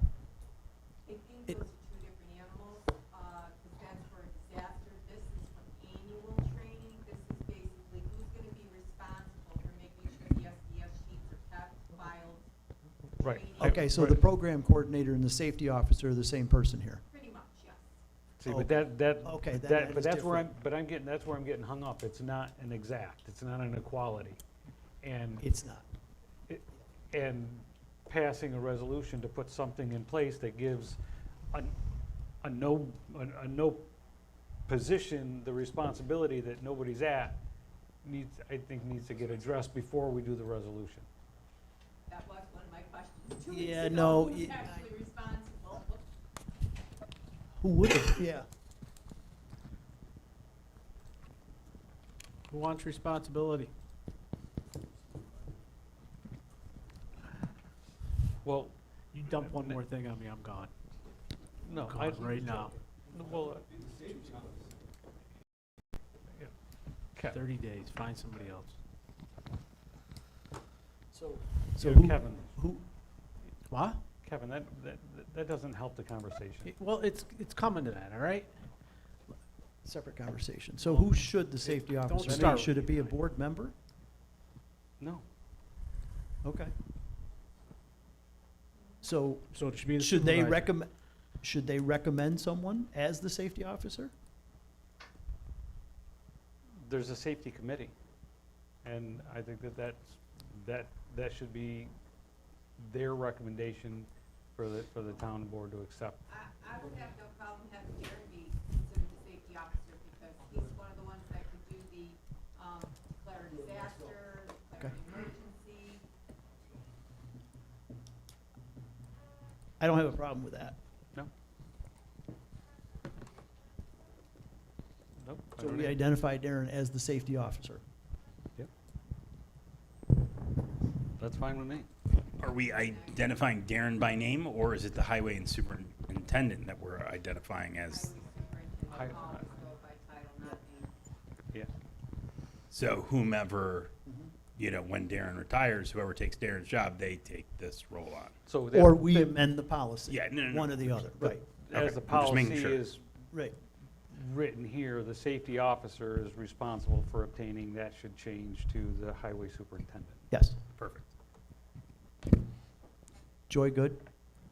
Yeah? Yeah. Okay. Thank you, Joy. Still gonna have to do this training stuff.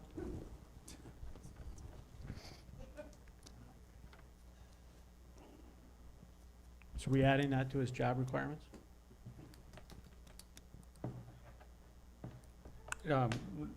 What- Look, I'm No, just you looking can't. at, You can't add it to the job requirement of an elected position. You actually add- can delegate more responsibility to Darren, the highway superintendent. Yeah, Law but we can't add allows it that. as a job description for the highway superintendent. We can give it to him, 'cause he does Yes. stormwater, he does Right. all the other stuff, but it can't add it to that. Yeah, I understand your point. all right, does that solve everything you needed to have solved? Will we revamp this and then put it back on the agenda in 2 weeks then? Do we need to? Can we do the resolution tonight and? Yes, you can add do Darren you to can it? adopt this tonight and then do a resolution at the next meeting making Darren the safety officer. Thank you. They have a problem with that? We'd have to do those. We'll do that later. Okay. Okay. All right, 7.2 highway truck purchase. Darren? Yeah, this is, what you asked me to put on for what I asked for, apologize. This is the new truck, it shows the specs, the contract we're utilizing, and how I'm gonna pay for it through truck bond. Resolution was, put together, by Nate, and Joy helped, with that, just so we can, because it's a bond and get the process going, there's a lot of steps with that. It's there to replace the 2011 truck. So it meets the replacement schedule on that of 15 years. And the truck that's being replaced, the frame and cost and all that stuff is going up on it and maintenance, so it's time to get rid of it. It's a frontline truck that has taken over the frontline area. The truck won't be here unfortunately until next February timeframe, but it gets me on there to get the order in and get going. So the sooner we can do this, the quicker I can sign the paper to get on that and have that truck by next February. So if we do this at the next meeting for the resolution? It's there for tonight or next meeting is fine, but if we Not- can do it tonight, that would be great, if we have time to look at it. If not, no, in 2 weeks is fine also. It's not actually on the resolutions for No, tonight. it was on, because we were told, because I didn't have it, I asked for it, but we could, if the board so chose, to, after we discussed it, do it on the resolution. It would be good, it was the same line as the one that we did for the salt shed, that's not on the resolution either, but it was a resolution presented, and it has a mitigation one, just so we can discuss it first, and then go back. But if we could get them tonight, that would be great, as long as everybody kind of. But, what do you think? Thank you. Any Any other questions? Juan? No, I can just tell you that I read through the documents, but I didn't go through a check on the resolutions and stuff, so I'm not, I didn't look at it as something we were gonna be voting on tonight. So I didn't get into the detail on the resolution, just, so, The only reason those resolutions are where they are is because we didn't have those resolutions in when we made the agenda last meeting. So they put them on there, the board wants to entertain them, you can entertain them. Just like you're saying, if you didn't review it enough, you don't want to entertain it, it can be pushed to the next meeting and actually put under resolutions. and I can tell you just that that's what how I'm looking at the agenda item. If there's a resolution that's not in section 9, I'm looking at it as a discussion item for the next meeting. So you want to hold the salt shed resolution as well?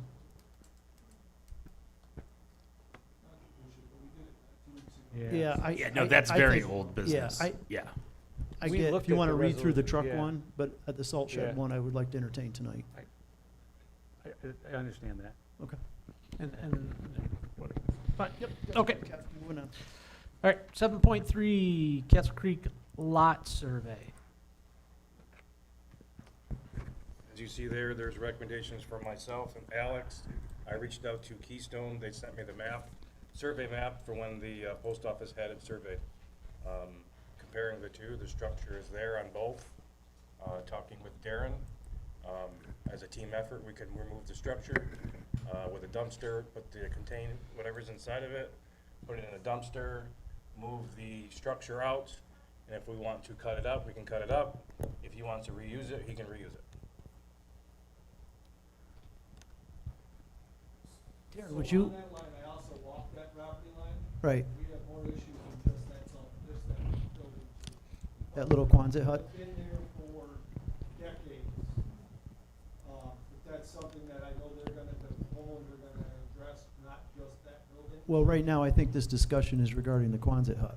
No, the actual, well, this one is, but the whole agenda portion from them was the whole property line all the way from top to bottom, not just. So I did have to take a look up there the other day. I walked up there when it was dry, and there is some stuff that it's totally up to the town how they wanna deal with it. You talking about more, For decades of stuff being pushed over. And we're talking about fill dirt.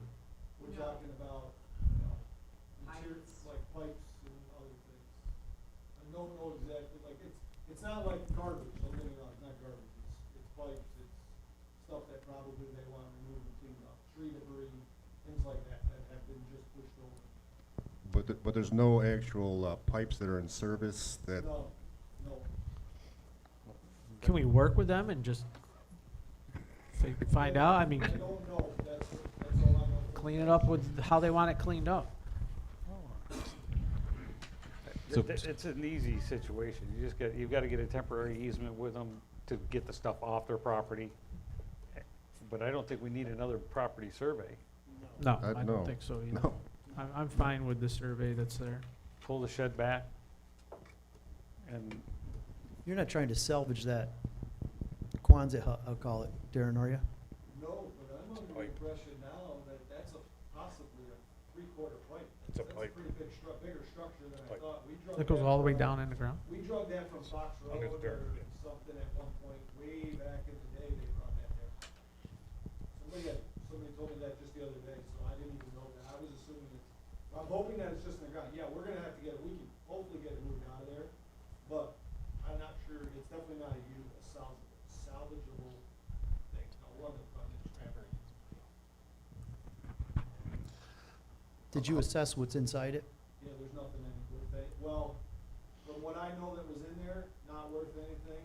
Again, he put on his report that there is, I have been told that there's a fox den in there, that the fire company members have seen foxes coming in and out of that structure a lot. So I'm kinda concerned we need to make sure we get somebody in there for the safety of anybody before we get any review of that. That can tell us yes or no. And I express that with Greg, we could put that on there.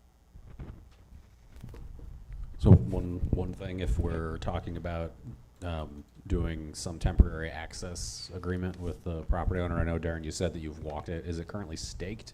Back there? Yeah, there's stakes up there. Okay, I was gonna suggest having the surveyors come and stake it again if we need it just so we know exactly where the property line is, because if he was just eyeballing it, right, we really want to know, but. No, I can't tell, there's only one set that I can see. I don't know what we had physically put up there when they did the, survey for the post office. There's They look pretty, yeah, this is, To me, I, it looks like it's right, yeah. but just so you know, that's all I saw before I said. How many hours are we thinking for this cleanup? The pipe? I don't know, All of it? I don't have time right now until fall, at least maybe Wednesday. Are these homeowners comfortable with us doing it in the fall? I don't know, I turned it over to these guys as soon as I was told last week. And the homeowners know we're waiting for an answer or conversation from Greg. I gave them Greg's information, just so they know. If we've encroached on the neighbor's property with our own materials and it doesn't fit their time frame, then it's our obligation. No, I agree. So- I agree. So that's my point, is if we don't have the bandwidth to take care of this till the fall, Yeah. I mean, if this were my property, I wouldn't be handling it well. If I found out that the town just took it upon themselves to use my yard as a storage facility, I would say, no, I'm not waiting till the fall. So I my, don't think they'll have a problem. I think they're really working Okay. with us on it, from my understanding. okay, fantastic. One homeowner, But if you Take had my to machine here, guess, I'll have it gone in the if you had to guess, Derek, how long do you think it would take to clean everything up? Greg just said a day. He said he could. Take my machine there, I'll have the pipe moved and all that garbage out of there in a day. Yeah, As far as the dirt, I don't know of it, so I couldn't tell you. But as for the pipe, you put my machine there, I can have it out of there tomorrow. We just Then want you've to got get to clean up. permission.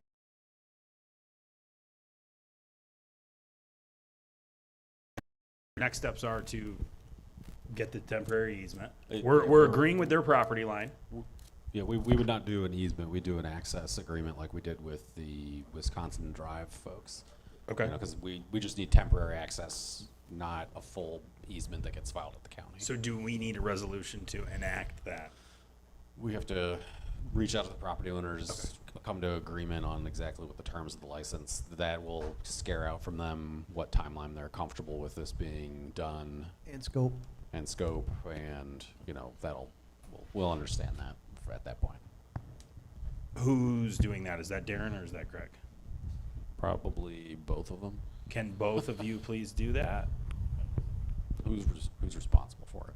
Because it's, For going and talking to the property owner about access and timeline and all that? He gave him my number, so I've never met, I think I met him once, but either way, I can go knock on the door and ask him if it's okay that I go in there and roll that pipe off. so it's more than just the pipe. This is why I said I think it's probably both of you, because Darren's walked the property. Darren knows all the stuff that's back there. I don't know which one of you two's crews are gonna do the work, but you guys are probably gonna have to coordinate how that gets done, when it gets done, who's doing it. And you both have to do that with the property owner. If one of you wants, I don't care which one of you is lead on it, but you're gonna have to talk to each other about it. Yeah, because the upper section's gonna be a lot harder. There's a lot of stuff that's locked and deep into it. You gotta move piles and piles and piles of dry rock and dirt. And There's that, other stuff that we have on Somehow our it got there. We put it there, so No, this is stuff that we actually are on our property that has to be moved before we can get to that stuff. Maybe it's a good time to do a little housekeeping up on top, too. that just makes me think Talking about that. how much Alex needs to look at it from a stormwater control perspective when it comes to moving around a bunch of dirt. I think you guys need to meet with the homeowners next door and figure out the plan of attack and then go through everything else afterwards. I think you need to get a, And then come back to us with a more thorough recommendation on. Alex, do you think you'll need to be involved in that just from the, Yeah, I can attend that, that's fine. It might be worth taking Keystone's one number here for flagging, though. How far apart are your stakes? I saw two. One was on a tree, was a flag, and then there was a That's stake. right by the structure, then there's one up by the hydrant, and there's one. I just wonder if you want to take that $930 flagging fee they gave you and have them put survey stakes every 200 feet, just so there's no question. And then we meet out there. Depends on how long those flags are gonna be there. When they get in there and start moving stuff around, the flags are gonna gone. Clear the stuff out, look from pin to pin and make sure it's done. I mean, you're a couple 100 feet apart. Just don't hit the pins. Dig the pins Yeah. out. Just don't.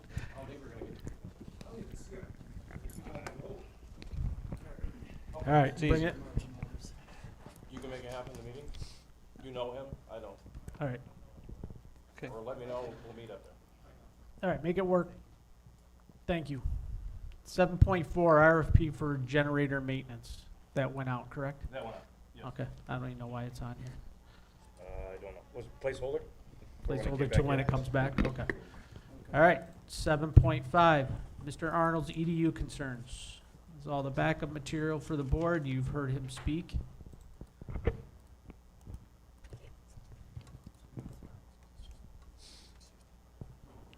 Does the board feel he's been assessed improperly?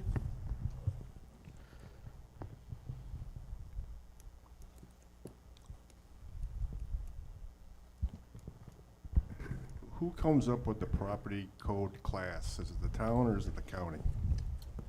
Clerk or tax and finance? The tax assessor. Tax assessor, Tax because it's two families, so it's a multifamily. That's why it's coded that. Yeah. And it's being used as a two-family currently? Yes.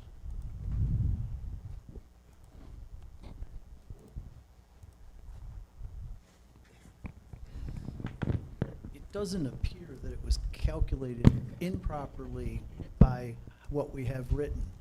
The code itself, I mean, I look at it, and I could have some different opinions to say that that probably should be amended. I don't think it was calculated improperly. I do understand where you're coming from. When I look at this, the way it was written, I get where they're coming from, but it almost appears to me, you know, especially when you have a two-family, such as yours, having gone over 80 feet of road frontage really doesn't, it looks like a double dip to me, not to a complete double dip, but it looks like some extras added on there. I think at this point, it would warrant a discussion by us to amend how the EDUs are calculated, right? I understand where they were going with the multi-unit, and I understand what you're saying in regard to just a two-family. But the way it's written, it was calculated correctly. I understand where you're coming from, but I think at this point, it would warrant a discussion for us to make an amendment to how the EDUs are actually calculated. And whether or not the rest of the board has an appetite for that, I just don't know. But looking at it specifically from a two-family standpoint, it almost seems like there should be an adjustment, because I agree that, you know, almost on a same parcel, even though there would be one added. So let's say you had a four-family. You're gonna get hit with 4 EDUs, and then if you're over 80 feet, you're gonna get hit with another .25. The .25 feels like it's a two-family or a four-family, okay? And how multiple units in one building get calculated, whether or not it's worth a full EDU or a .75, that's gonna have to be a discussion for a different day. But in terms of whether or not you were unfairly charged, it doesn't appear that you were. You were charged in accordance to what is currently written. Is it perfect? It doesn't feel like it to me, but that would have to be a discussion amongst the board. And I really don't know what their feeling is regarding it.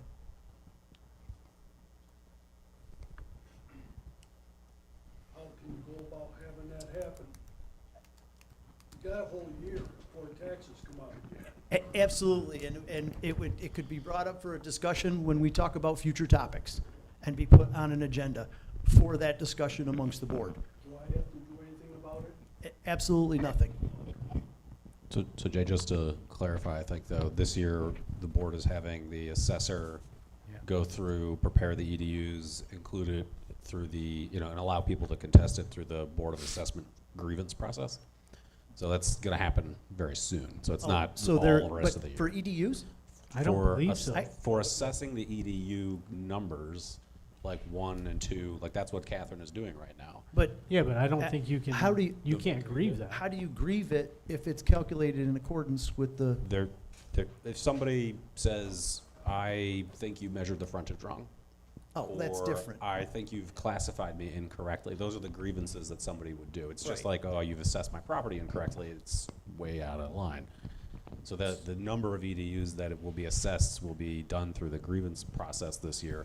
You guys will later this year set the value of the EDU based on the bond payment that's gonna be due next year. Right. All I was gonna say to add to the conversation is I know of 2 conversations where EDUs will come up later in the year. Okay. That we could interject the conversation of adjusting something. But Right. we're gonna be talking about EDUs. So Couple times. there's your answer. So I didn't realize that. You can certainly grieve that. I think you can find that information through the assessor on the website. Yeah, it's What not- days to do that. the notices You know, haven't if, even if the gone. frontage is different, I don't know, I'm assuming your frontage is right in what I looked at, but it might not be.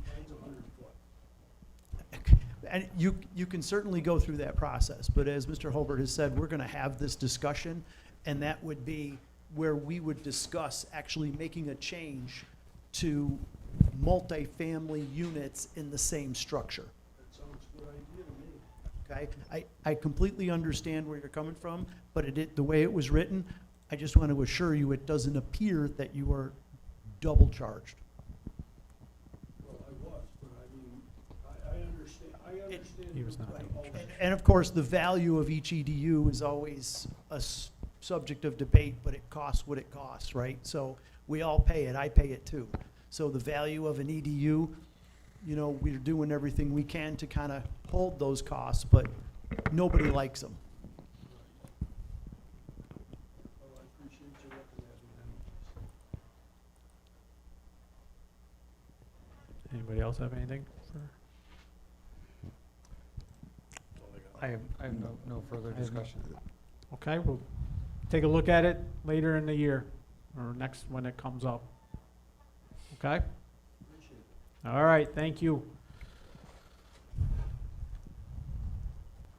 All right, gonna move on to department reports. DPW report. I have a few things here. First one, the RFP for the wastewater operations came back. You all have seen it, it was sent to you.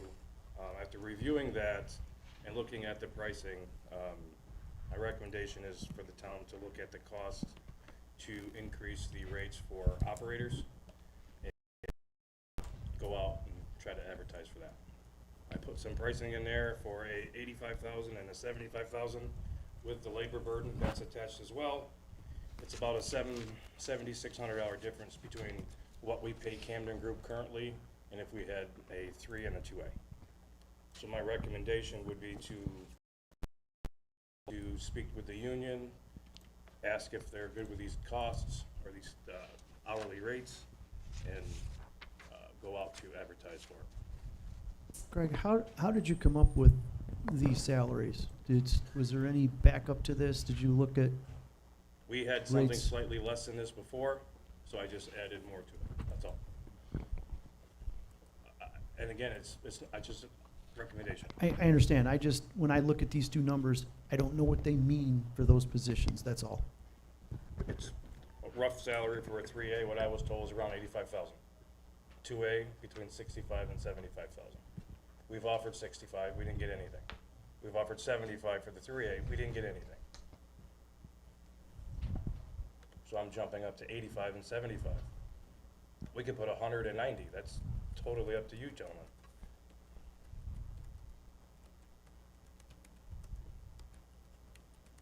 I stayed within what we budgeted for Camden Group.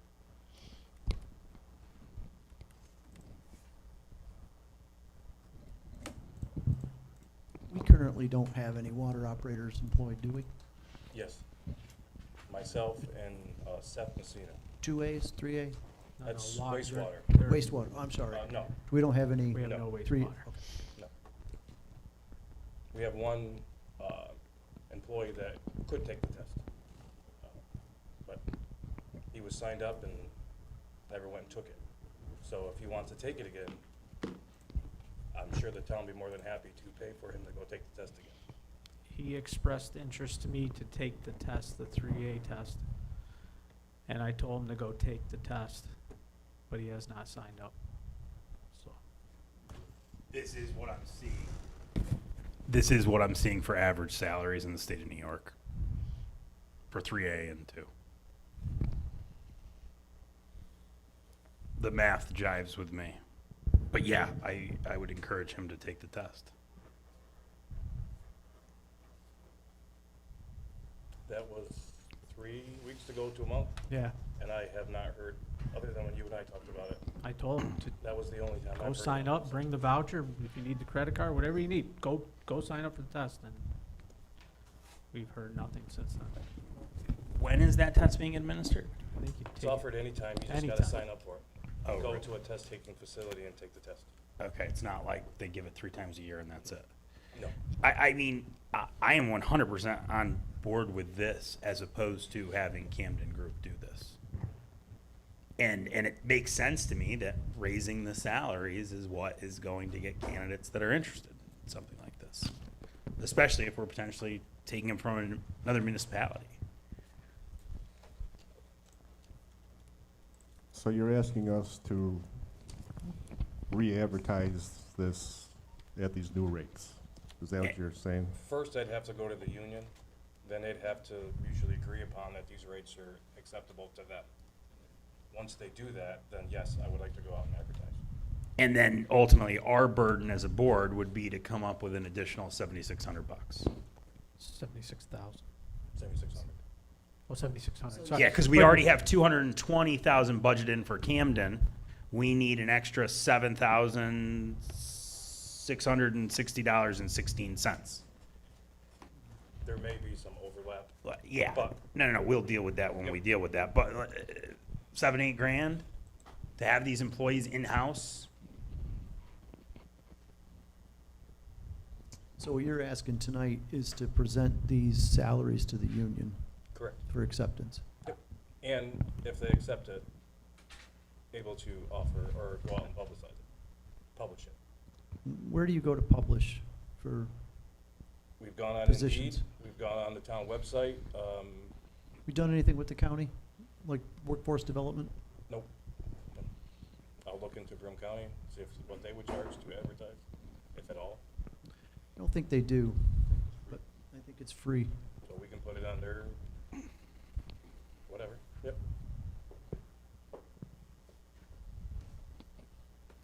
I mean, as a step one, putting these numbers in front of the union, given the majority of this budget is already allocated for Camden Group, I think is a no-brainer.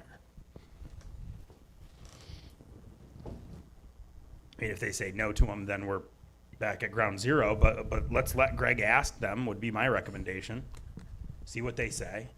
And once again, if the burden for us is $7,000, It just has to be out of that budget. Yeah. There's just not, Would not, there's not money there. we'd have to. we'd be 7,000 out. If we hire both of these people at the same time and it's a perfect cutoff tomorrow, at the end of the year, we'd have to find $7,000. There is money. No, that department. Yeah, That no, no, fund no. has to. It's not a town fund. No, it's no. not a- No, no, no. Right, right. It's just, it has to be specifically out of the sewer. No, agreed. There's money there. There's money to make up that stuff. Yeah, I'm not saying it's a challenge, I'm just, Yeah. So we don't need a resolution to give Greg the thumbs up to go to the union, right? No, because an MOA with the union would then be presented to you for approval. So he just wants to make sure he's not, going too far outside of his lane by just getting a MOA drafted with the union to present to you to say, hey, is this good? I have no problem with yeah, Good, I'm I have good. no issue with the ask. As far as advertising? Do you want 'em to ask go- first, then come back? We have to have a memorandum of understanding. Yeah, so go to the union, next meeting, if the union agrees, we'll ask the board to approve an MOA with the union, and at that meeting, you'll say, and now I can go advertise. Okay. Thank you. Did interviews for head groundskeeper with Darren, so thank you. I do have a recommendation in there. There was a resolution floating around. I don't know if I ever made it here or not. But I'm asking to offer applicant 6 the position of head groundskeeper. If that is declined, offer to applicant 2 after passing the pre-employment screening and everything else. My other ask is, after doing these interviews, as you see the signboard, we have summer help. I asked all the candidates if they would be interested in summer help as well. All said yes. So I would like to ask applicant 2 to do the summer help as well. Did I see that applicant 2 has a CDLA license? He had a CDL license, yes. Well, doesn't applicant 6 have a CDLA? I'm not sure if applicant 6 did. I'm looking at applicant 6 One did. on my one didn't. agenda, and it says 2 of them had CDLAs. I don't have the,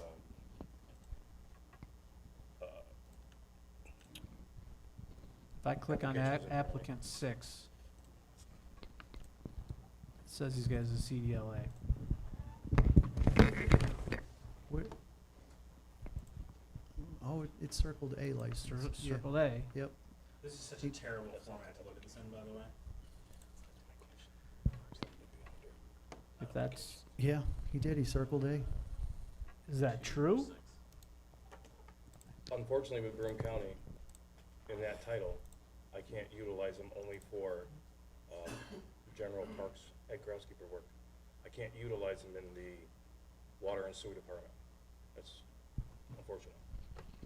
We were doing it with another labor or employee, and he was gonna be removed off those duties come April, but Well, you can, you just can't make it regular. And I think the issue is that Darren needs somebody with a regular, regular use of their CDL.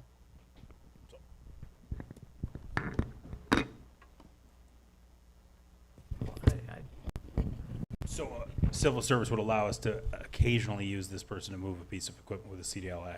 The CDLA is good till August 2028.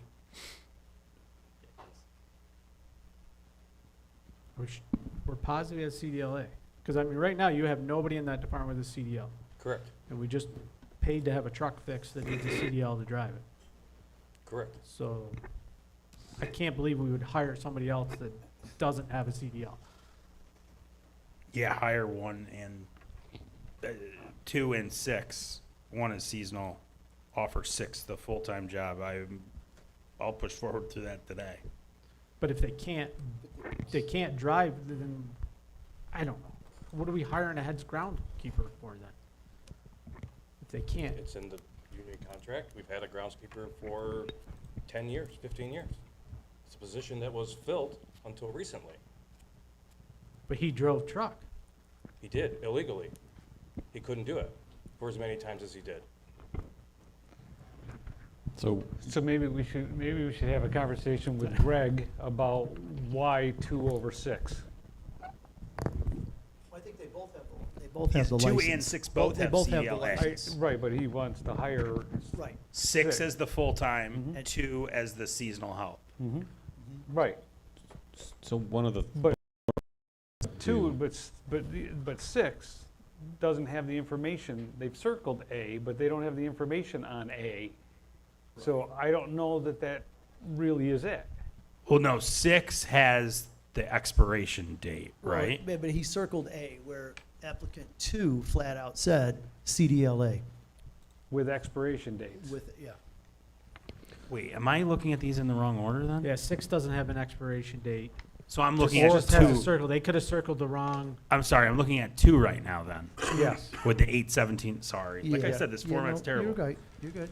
So guys, one of the things that you can do is create a new position.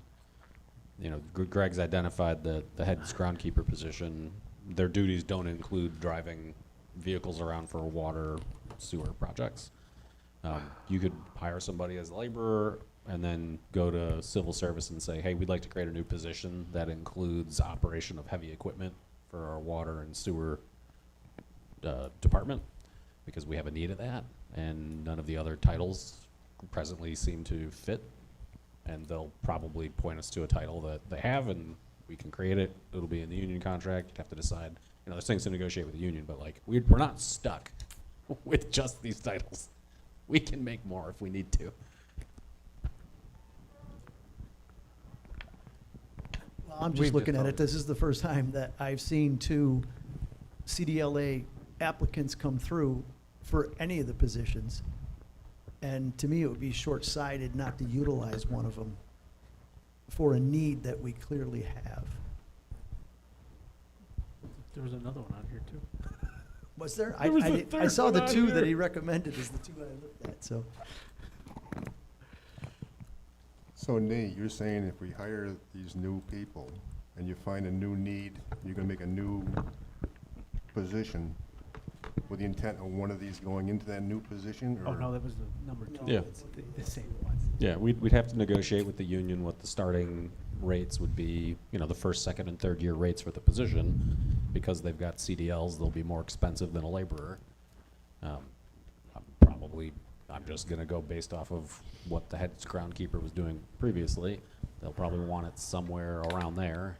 Maybe we can justify paying them less than the head groundskeeper, but those are things that we'd have to, you know, really work with civil service on and then the union on. But like, these are very surmountable things.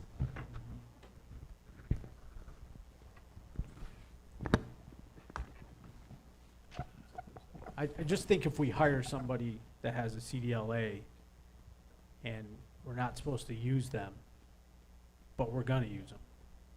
You know we're gonna. Kevin, I'm missing the point. Well, why can't the head groundskeeper use a CDL license in the performance of his duties as head groundskeeper? Greg can answer that for you. He can't. So What? Why can't he? You said he can't. You I said said this, for water.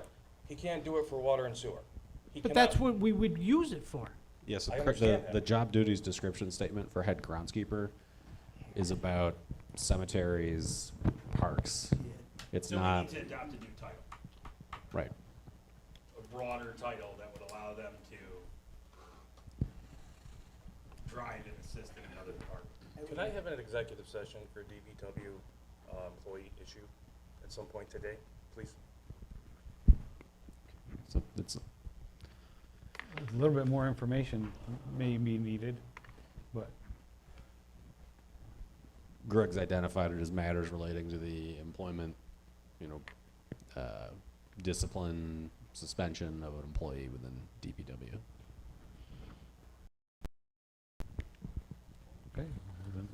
We better Okay, get through our agenda. Yeah. Let's get through the agenda. So do you want us to hold off on this head groundskeeper thing? What would you wish? Do I want you to? No. I have mowing that has to be started sooner than later. So, no. But at the end of the day, you gentlemen make the decision.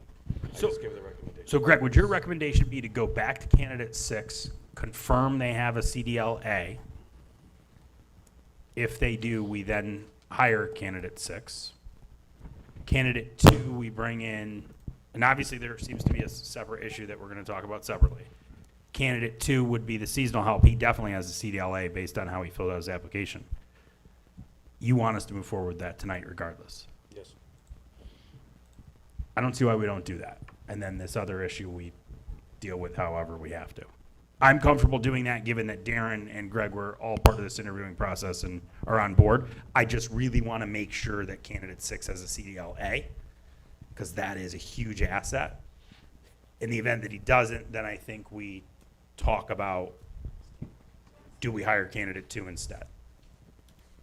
So the way that Greg has asked me to put this resolution together, and you'll see it, it's not down in the 9s, but it's in this section. It lays out the offer to this guy. If he declines it, offer it to the next guy. Right, so it's all built in there with the ifs, thens, as Greg has asked. Yeah, but my if that I'm adding is if candidate 6 doesn't actually have a CDLA, the way that that's written, then I would prefer to bring in candidate 2 that has a CDLA, especially since I don't it's have so- any issue with making that a CDL position and have them get it. Yeah. I want to give Greg the guy that he wants and thinks is going to do the best at that job. And if he doesn't have a CDL, we can get him a CDL. Yeah, I agree. I don't see any reason why we wouldn't do that. Just change that job description and make the hires that he wants, 6 and 2, in that order. That's the way you want The it. job description reads at the bottom, about a class of license. There's no criteria that states that he has to have a CDL license in that job description.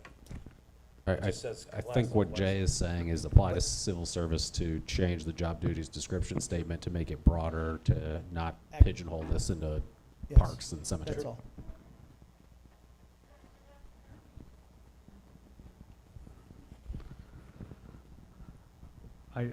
I support going with 6 and 2. Thank you.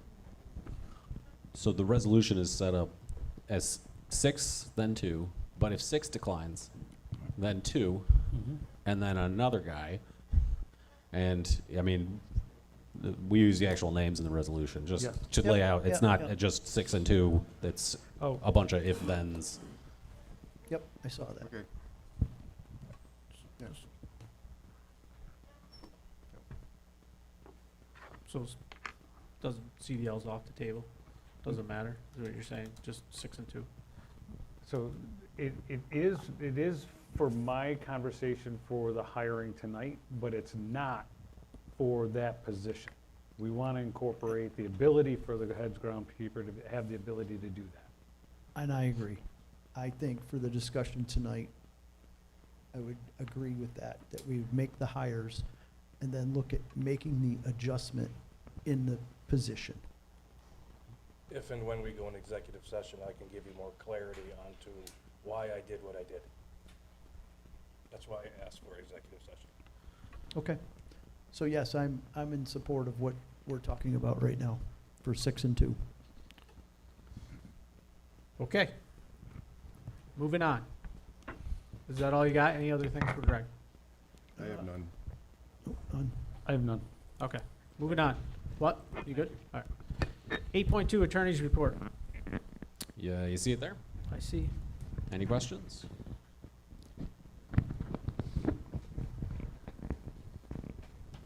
You'll note there is a settlement update that I'd like to have a discussion about if we have time. We could push that to April 29th. I think we'd have time to do it then as well. That would be an executive session. Any questions for Nate? Nate, I do have a question that I'd like you to get the information to the town board for our next meeting on the Ransom Road, what our options are, or, you know, where this process has to end, can go. I just need some clarity on that. Yeah, we've talked about it. Right now, it's I can give you the memo, but it's going to say exactly what the mental hygiene law says, which has been provided by Mr. Dermody. No, I understand that, but I just want to come in at the next meeting with your understanding of what our charge is and what latitude we have, because I just don't see it. So that's all I'm asking. Okay. I guess. don't want to tie up tonight's meeting on it. Does the board want me to also prepare that, or is this just something that you want me to have a conversation with Gene about instead of presenting something to the board? I think for the full disclosure, I would present all of it. If you email that to us or send Okay. that to all of us, whatever you prepare. Yeah. Okay. All right. Are we good with that? 8.3, Supervisor's Report. Everybody see the monthly financial report? Yes. questions, concerns? We're, there's just some negatives in, Oh, yeah. 3 months in. okay.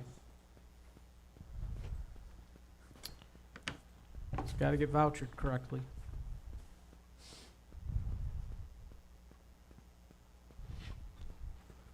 Making some adjustments, but. All right, supervisor's report. Court audit. Talked to Judge Fetish. 24 and 25 need to be done. 2 board members can look at the records. He estimates it'll take about 2 hours to do. So, how's the board want to proceed on that? Well, I think, Kevin, you need to be one of them, and I do the other. I am not doing it.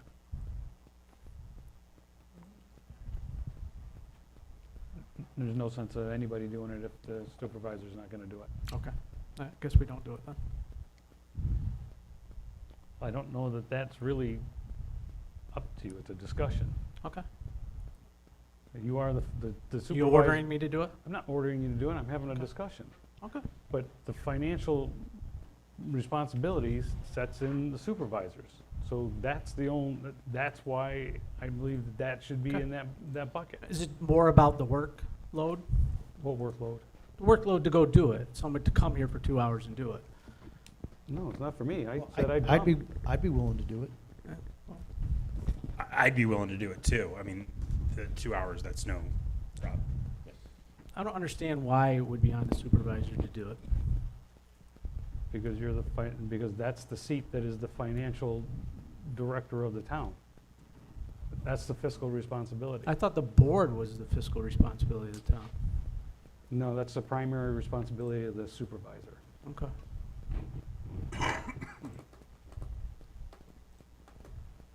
So Got that's the sole reason why I said that it should be you, and I offered myself to be the second person, but you're not gonna do it. Then you're not gonna do it.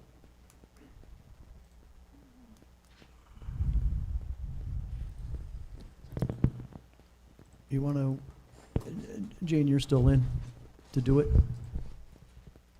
To audit? Or are you saying you're not going to do it if Kevin doesn't do it? I don't think that the audit has any value if the supervisor isn't the other person doing it. I don't know if I agree with that, but. What do you think? I just don't know what you're basing. I just, So, whatever. You so come up with this if- shit. So, You know? What do you mean I come up So with let's- that? You come up with this. It's just, it kills me. so, let me get back to this. If Kevin doesn't do it, are you still willing to do it? No. Okay. Luke, it looks like it's you and I. Yeah, no, I'm comfortable with that. Okay. You can let the judge know that Luke and I will do it. Okay. I'll let him know. Dave, Yeah. not unless you want in? No, I mean, I'll be the alternate, okay? What do you think, Nate? You think this is legal or just a philosophy thing? I'm just hearing here. So it's section 123 of New York State Town Law, which just says that the town board shall audit. It does not specify who on the town board shall do it. It's not a principal duty of the supervisor, which is outlined in section 125 when it comes to finances. So I don't have any issue with any of you doing it. I think it's, you know, Gene has said why he thinks it should be the town supervisor. Okay, you know, I mean, that's okay. It's a policy decision.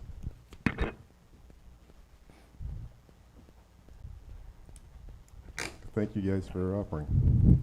Yeah, I'll still do it. Yeah, no, Great. I'll be shocked if it only takes 2 hours, but yeah, no, I'm willing to do it I am too. regardless.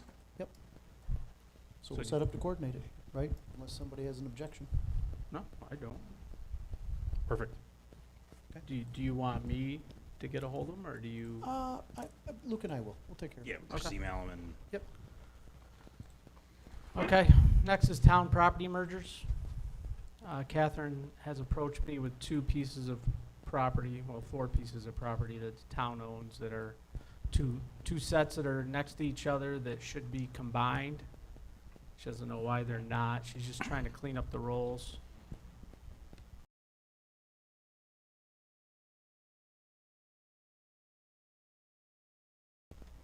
And the other one is Upper Front Street, the entrance to Nimmonsburg Plaza. For some reason, there's Oh. a tiny little strip next to the road that we have going in there. Is it also the entrance, the road to the Aldi's there? What? Is that, Yeah, does the town, Yes. does Yes. does the town have to go plow that? yeah, that's Town Road.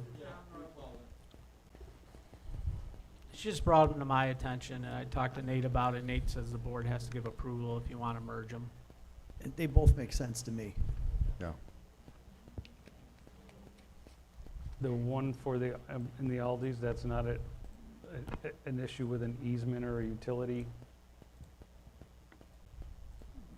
Does anybody know the,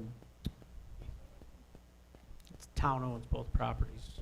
Keep it in case we put a sidewalk in there, going in, there are sidewalks down there. Right, but the property never got combined. It would still be subject to all the easements, but I think combining those in both cases make sense.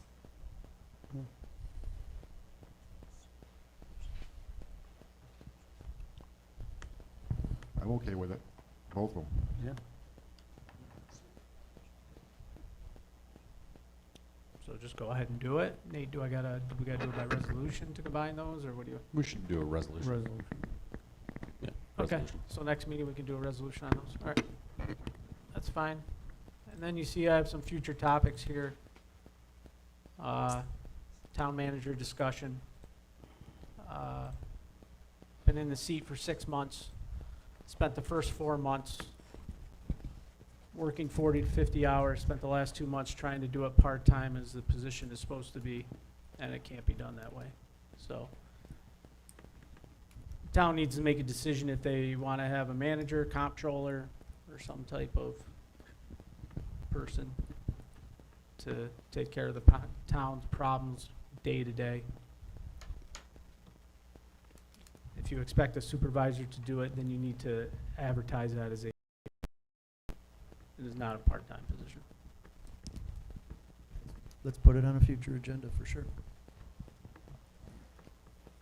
And code fee increase for roofing permits. I don't know if you saw the email that Diane sent out, looking for, we charge nothing for building permits for roofing.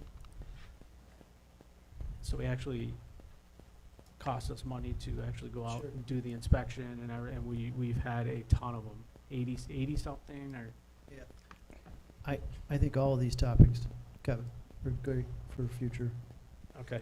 discussions. And, yeah, I don't know what you want to do, the bottom one there, Bennett's, Peterson Road, Paper Road, she spoke again. I think that it warrants a discussion.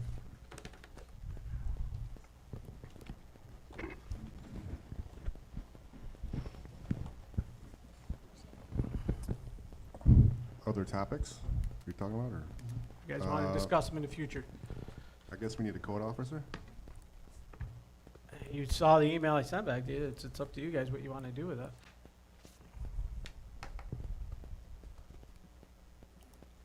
I remain a no. Especially now, I remain a no.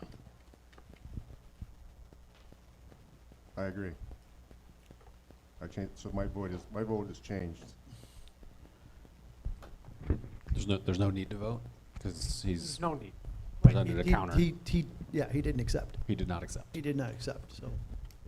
Yeah, well, with the count, I'm saying at the counter, my decision stays the same. We didn't accept. I don't know if we Yeah. want to have Yeah, a there's nothing to discussion do. about anything else. Nope. Other than the fact that we'll have to go back out for. We gotta go Gotta back do out. something for Yes. code enforcement Yeah, officer. no, we're gonna have to go back out.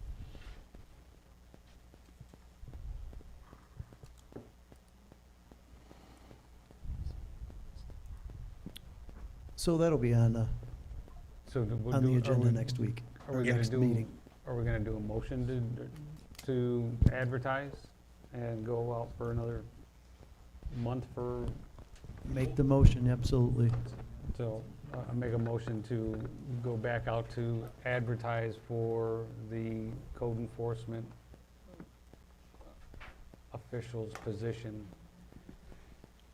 Not the department head, for clarity, is the code enforcement officer. For the same salary range that we put it out at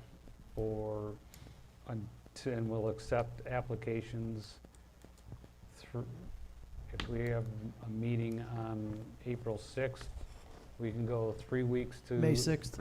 May 6th, then we can go to May 1st, or we can take it out to May 8th for the 13th, or 20th, I'm sorry.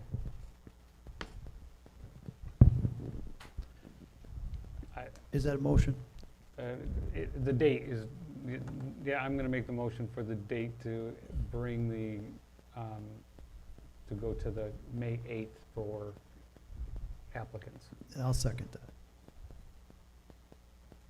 Do you want to do it on Indeed? Do you want to do a certain money amount? I think we allocate the funds for Indeed, and since it's a longer time period, maybe we up it from the normal $1,000. To, It was 5, we can do 1,000. Oh, was it 5? Then let's make it 1,000. Yeah. okay. It's too important to not. So that's my motion. Second? Discussion. I have none. None. I think if you're gonna advertise and spend that much money to advertise, you've gotta raise the salary. You're way too low. We What got do- nothing last time. What was the salary range that we advertised for last time? Like 42 to 50. And the counter came in much higher than 50. What are you thinking, Kev? 45 to 55? 47 to 57? What are you thinking?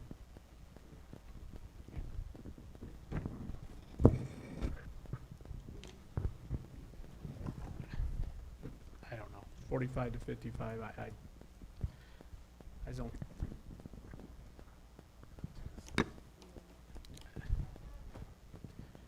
What are you gonna do? Are you looking to get somebody and train them like you did last time? For I mean, just if a you're code looking for enforcement somebody officer. certified, you're not gonna get anybody for under 60. Why would anybody Thoughts? leave any place else? No. I mean, you could- I'm responding to your comment about 60, and you're Yeah. not accepting one for less.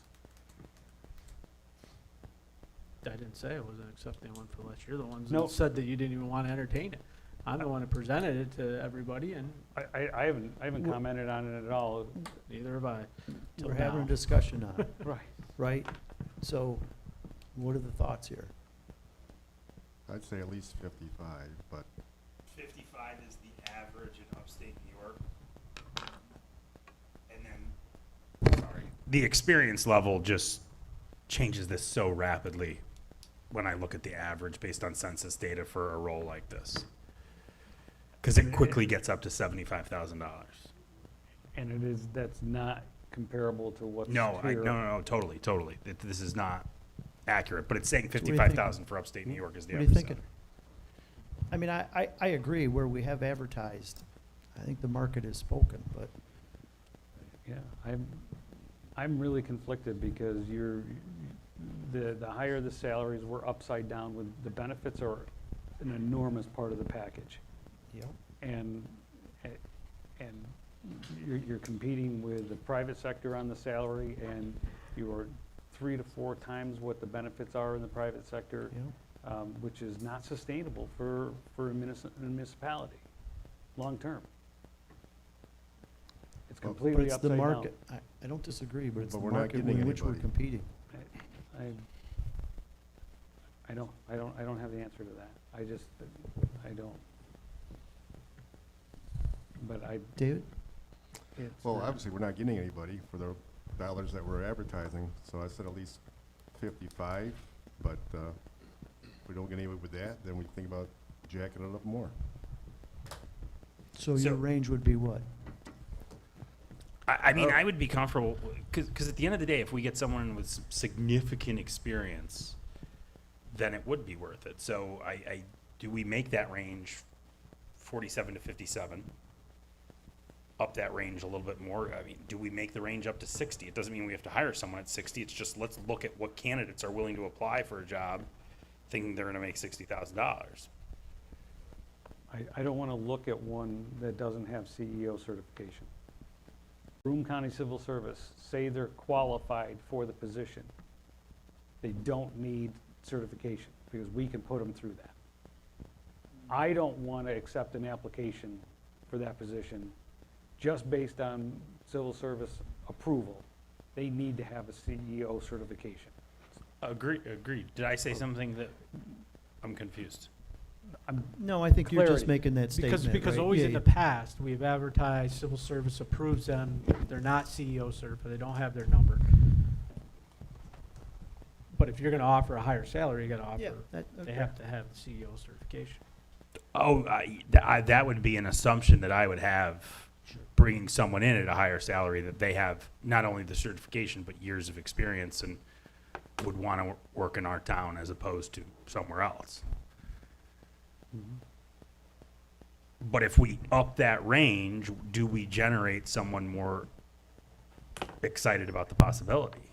So are you suggesting a 50 to 60? Sure.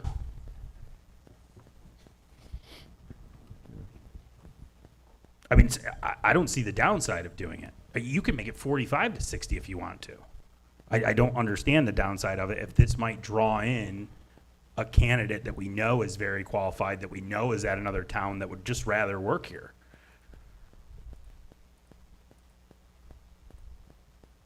I mean, we will have a tough decision and a math problem on the back end for this, but at that point, is it someone that quickly even though they applied for the code enforcement officer role, do we then say, oh, wait a second, this person is qualified for the opening we have as a department head? I don't see the downside to it. I make a motion that we, Well, there's already a motion out there. so I'll amend the motion to make the salary base be between 50 and 60 for the code enforcement role. It was my motion, so I'd have to. He was the Right. one that would have to amend the motion. I withdraw my second. Well, I didn't have the second. I'll withdraw my second. Jesus. It's like Abbott and Costello up here. So Gene either amends his or we vote on his. No, offer. Gene either withdraws his motion or somebody else seconds it, and then you vote on it. Or Gene amends it. What's the salary range of what Gene proposed, or did you have a salary range? I included the salary range from the last advertisement. It was 42,000 to 50,000. I believe It was something like that. What was where were we on the 50 40 to 50 to 60. 50 to 60? I mean, do you feel comfortable with 45 to 60? A broader base?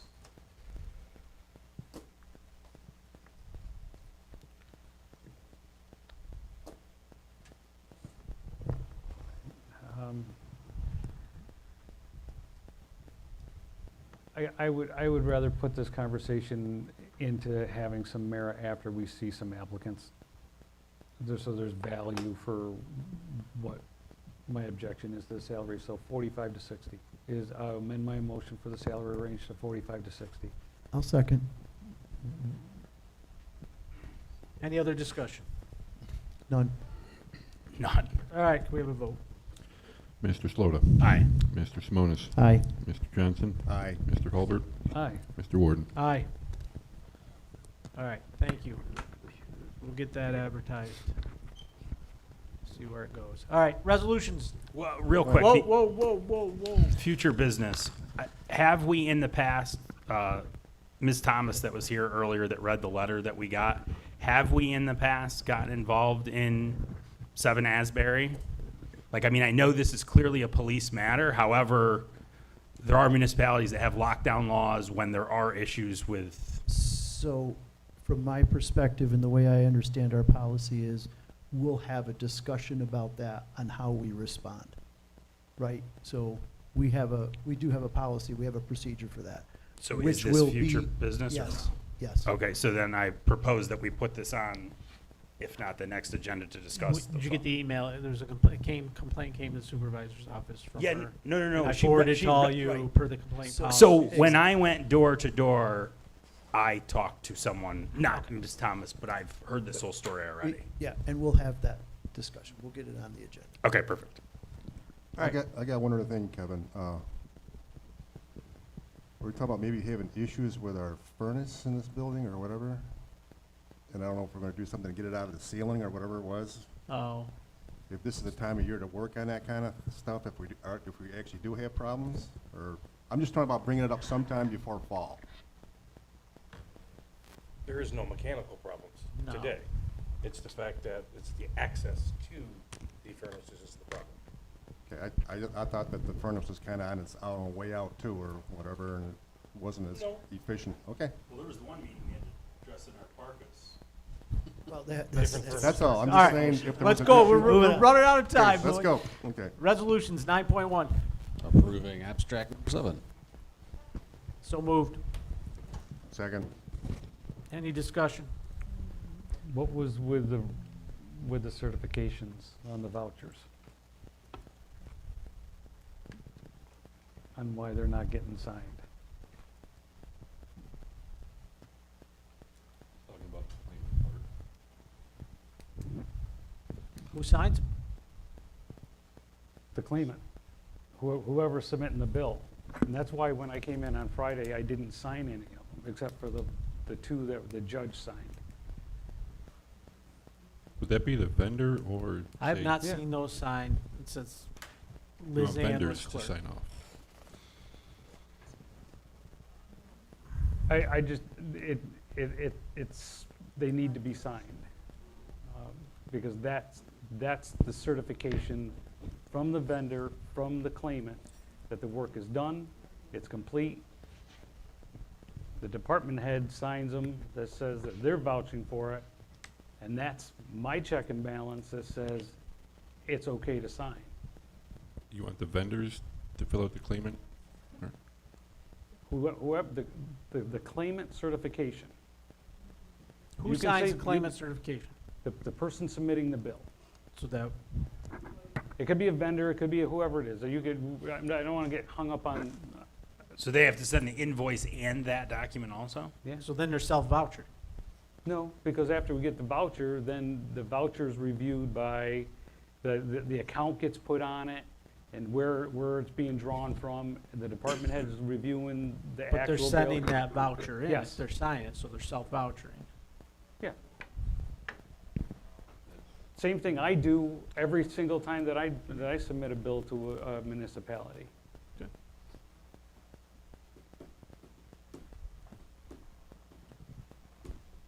Yeah, so section 118 of town law says that, let's see, no claim against the town except for salary and compensation by your employees shall be paid unless an itemized voucher therefore in such form as the town board or the town comptroller shall prescribe shall have been presented to the town board or comptroller. So to the extent that you folks haven't had a practice of presenting or prescribing the form of your voucher, I mean, you have a form, but it sounds like that hasn't been given to the vendors to complete. It sounds like your town staff has been completing it. So whatever your policy is, you know, whatever you want your policy to be, you can do that.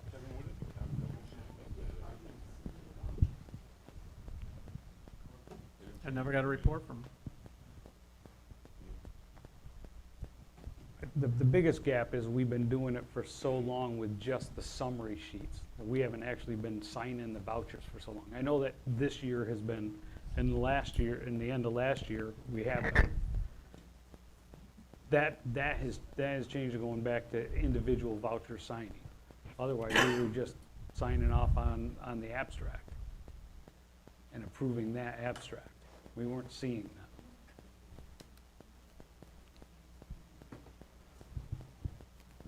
So, Yeah, because I'm looking for department head, and then when I look at those. And the certification from the claimant is them saying, I'm telling the town, I provided that lineal footage of pipe. I put in that blacktop. I provided that paper. I cleaned those carpets. That's their certification. And if it's false and it's not done, that's our shield. The department heads are looking at it, also verifying that it's done. We're signing off and taking financial responsibility for it. And ultimately, it comes back onto us as a town board if it's right or wrong, but those are the steps that the process we're put in place for that. But the department head too, the way I looked at it was that they were verifying that work was done. So, Yeah. I'm not right, saying it's so not. when you look at that, if they verify it and a department head verifies it, I mean, where do we go with that if the work's not done? Right, or if it wasn't completed to someone's satisfaction? Could the claimant then say, the department head signed off on it to their Absolutely. satisfaction? Yep. All right. I don't, not to get way Yeah. down the rabbit hole here, but it is a discussion we need to have, for sure. Yep. So, okay, that's all Any I other have. discussion? No. Roll call. Mr. Slota? Aye. Mr. Simonis? Aye. Mr. Johnson? Aye. Mr. Hulbert? No. Mr. Warden? Aye. 9.2, authorizing renewal of firewall contracts for 1 year. So moved. Second. Any discussion?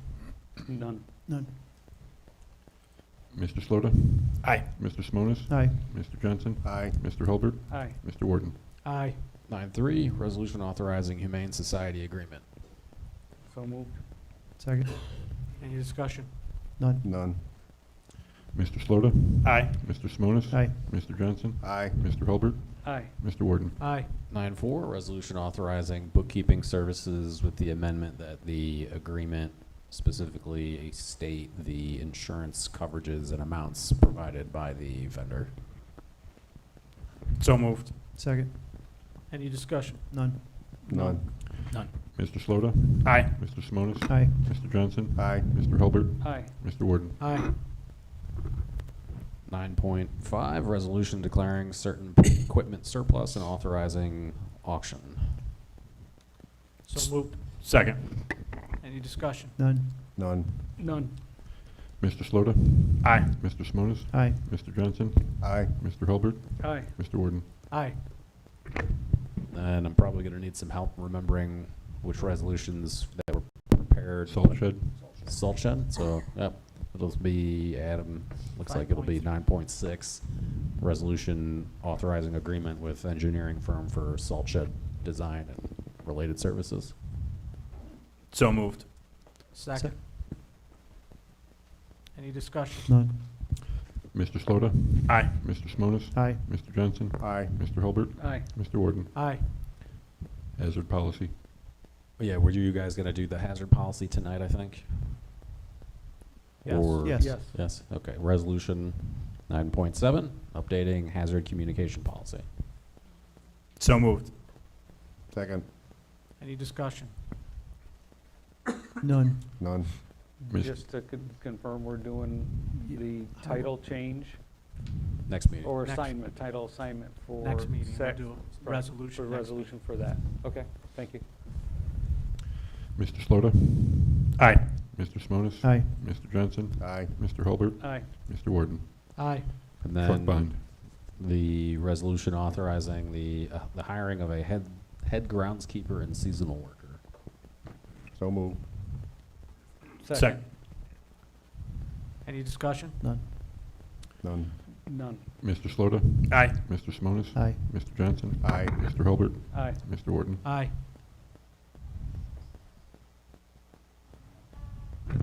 That's it, I right? think that was it. I think we got them all. Truck's gonna be next meeting. G wanted, he didn't get to go through all. No, I'm just telling him. If you guys were ready, I know that was a decision. I can't vote on it because I didn't read it. So, Darren, I thought you were okay with next meeting. I did too, honestly. What's that? I did too. I said if it could, but that's not definite. Just trying to clear up next month, next meeting, because everything gets pushed off and then we have so much going on. Right. Put a date again, so just to help you out, it's you, so. It's up to you. I honestly, I have to vote no because I didn't read the resolution, but if you guys did and you're ready, it's up to you guys. But we've already discussed it and decided, so. What do you guys want to do? Put it up for a vote. So I think we're up at 9.8 or 9.9? 9-8. 9.8, resolution authorizing purchase and bonding of a highway vehicle. So moved. Second. Any discussion? I have none. None. None. Mr. Slota? Aye. Mr. Simonis? Aye. Mr. Johnson? Aye. Mr. Hulbert? No. Mr. Warden? Aye. Okay, future topics. We have a presentation from the sheriff next meeting. Yeah, we pushed him off from this meeting because we had so much on the agenda. He wanted to come, I told him 29th.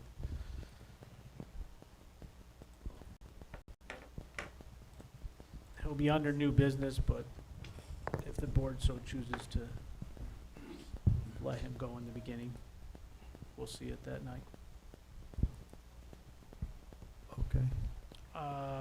What else? Aye. Secure vestibule will be back on there, hopefully with the backup. Procurement policy will be back on there with the policy, actual policy on the agenda. Bookkeeper will be on there for a resolution. Do we have time for a Peterson Road discussion? You can ask an opinion. You can, but do you have all the backup material for the discussion? To me, I think your discussion is whether you want to hire an abstracting company to do a real property search to determine what they can find in the county clerk's records about ownership of that area.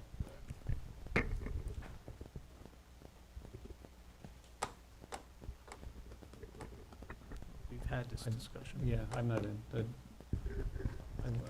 I don't think it's something that we need to do. Certainly don't need to do it at the next meeting, you know, or even in 2026. When this came around a decade ago, it was just Mr. Bradstreet, that one landlocked owner in the back, came in and voiced against it. I can't remember what year we did this before already, but that's kind of why it died back then.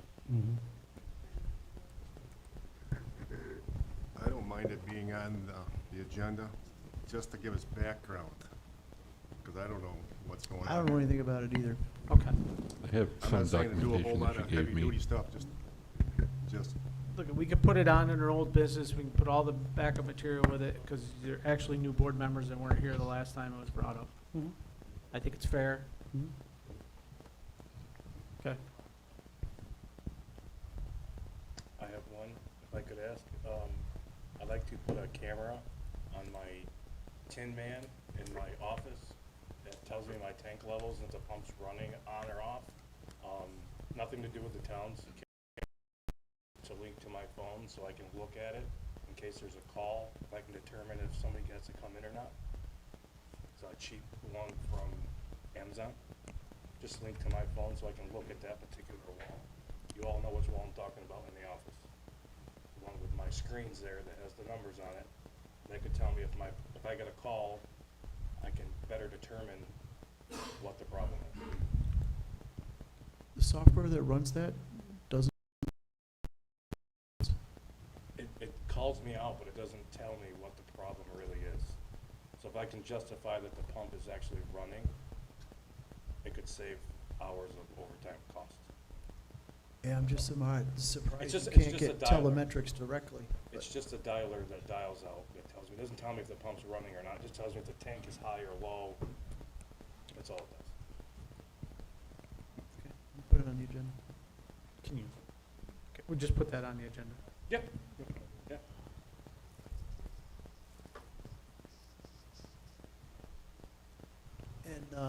Asbury Road response? Is it 7 or 6? 7. 7, I thought it was 6. I'll double check that. No, it's 7. 7 Asbury? But what do you want to have it as a discussion? I think that's part of the policy is how we respond to complaints. Yeah, well, actually, the complaint right now, it's in Nate's corner. Because we got the complaint. The policy shifts it to Nate. Nate advises us what our next step options are, so that should be the discussion at the next meeting.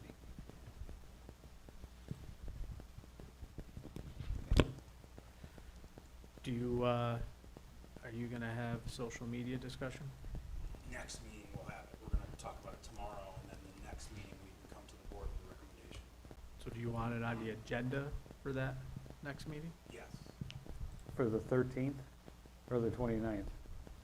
The 29th if possible, unless, this is not life or death, but it would be nice to get the Facebook page up and running. So the faster we have the discussion. That's fine. I mean, a lot of these are short. Yeah, this should be short. This should be a presentation of 5 minutes, and hopefully everyone says, oh, well, that makes sense. Okay. Or our recommendation is to be like, this is a bad idea, let's not do it. I don't know yet, but We'll put it on there. We had the town storage network infrastructure. Is that gonna That is on schedule. be for next meeting? Okay. And then we had time clocks again. Mm-hmm. You wanted the policy, right? yeah, I haven't seen the policy yet. Huh? What are you supposed to call the policy? There's no policy upstairs on it, so. There's nothing. Is there any backup with the agenda, or with, excuse me, with the resolution? I asked Tim, he didn't think there was any. I'll be in tomorrow in the office, so I can ask about it Okay. tomorrow again. You can look at that. I think we got plenty on for the next meeting. All right, anybody have anything else? Nothing. All right. We're gonna go to open forum. Guests shall speak in an orderly fashion or limit remarks of 5 time minutes or less. The speaker shall deliver their comments and concerns in a civil tone without the use of profanity, personal attacks, or other disruptive behavior which may result in offenders' removal from the meeting. The speaker shall not be interrupted except in a matter of urgency. If you'd like to speak, please come up to the microphone. Hello, gentlemen. Now it's good evening. George Doherty from home, and I have participated in several of your meetings and watched the way that government is happening in the town. I have repeatedly asked to create an opportunity for conversation and dialogue to answer questions. I continue to sit at these meetings and I hear inaccurate information being used as the basis for decisions. I continue to hear misunderstanding of the process, and I continue to hear a misinterpretation of what some of the terms and rules are. And we play this, go through this game, go through this process because we don't have real conversation. We'll send emails to each other, we'll send responses to each other, and it is, in all respect, does not feel like an exercise in good government and in terms of the way that we've had to deal with communities before. I want to share with you that as I have gone through and listened to this, the main focus and the main rule in the town, the Padavan law, is there over-concentration in the area? We have determined that there is not. No one has made the statement that there is not. And the more this goes, and the more I hear things and the efforts, I'm very candid, it smacks more and more like discrimination. Like, we're gonna do whatever we can not to have this in someone's backyard, and maybe we'll push it someplace else on a highway or a road that maybe we know somebody who wants to sell a property. I am coming to you in a spirit of goodwill, but we are not going to be mistreated or not follow the rules or the law or pretend that this is something other than it isn't. So I'm asking, imploring, and whether it needs to be with legal counsel, that somehow we need to get to a better spot than this back and forth of you're gonna send me an email this week with a letter, and I'm gonna go through and respond, and we're still not dealing with the heart of the matter. That this project is allowable in this property. There is no over-concentration in that community, and that the efforts of the residents and possibly the board is just trying to make sure that this project goes someplace else. We're not going to allow that without exercising all of our options. Try to continue to work, and once again, we're in a situation where I make a statement, we go away. I'm asking the board for conversation and discussion to get to an understanding. Some of the things, they're not accurate, it's a misunderstanding of the process, and we can do better. And I'm willing to do better, and we're willing to try to be good neighbors, but I'm not going to allow this project to be rolled over on either. So I hope that we can figure this out and do this in a way that makes sense and be real about what this is. Because we have covered this in previous meetings, that saying, I don't think the sewer can handle it, I'm not sure about the well, is not something that is a reason not to do this. That's why we have engineers, that's why the state has engineers, and we go through this. This is about, is there oversaturation? And we have determined there isn't. You have acknowledged that there isn't. So I'm asking, what is the reason why there's continued effort to try to push this project into some part of the town that you think there will be less concerns perhaps by neighbors? I've said to the neighbors, I've said to you, we're willing to hear those concerns, we're willing to work to mitigate them. But trying to say that we're just gonna come up with some reason to push this project into some remote part because we don't like it is not something that we do this day and age. So lack of conversation. I hope this isn't discriminatory, but meeting after meeting, it is starting to feel more that way. And I need to protect the rights of the children we're gonna serve, the organization I represent. Time is up. Yeah, thank you. Anybody else like to speak? Can I say two things on that, that's myself from the highway superintendent side of this, please? As a highway superintendent that deals with this road constantly, for their record, for everything that goes on, we do not run 24 hours a day, 7 days a week. We don't have 2 shifts. We have 1 shift. So in the wintertime, as residents complain enough as it is that the road is taking well as best we can, I just look at the best interests of the kids that might be there or the families getting in and out of there or emergency personnel that needs to get there.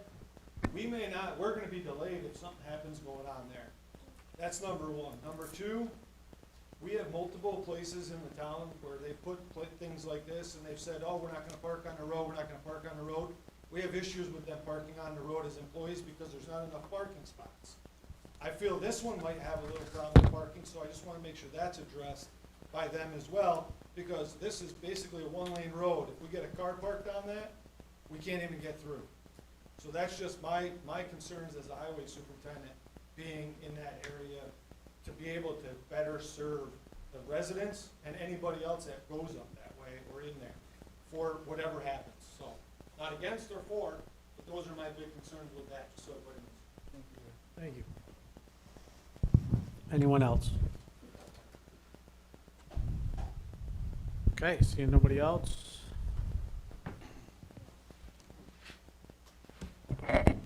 having, make a motion to go in executive session and bring Greg in for problems, personnel problems in the DPW department. Second. Any discussion? None. Roll call. Mr. Slota? Aye. Mr. Simonis? Aye. Mr. Johnson? Aye. Mr. Hulbert? Mr. Warden? Aye. Are we going to be going into 2 executive sessions? The second one for an update on the settlement? Okay, that's not pressing. Okay, perfect.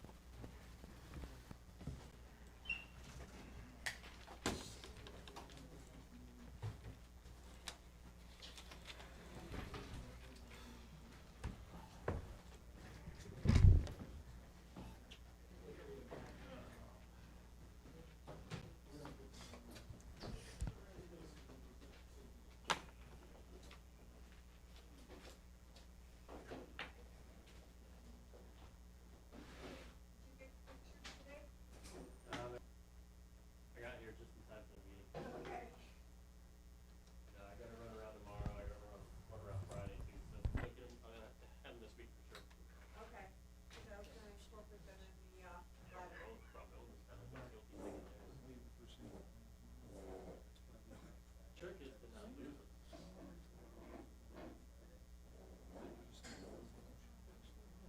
Yeah. Pushing it like a business. Yeah, he's gotta do his job, I guess.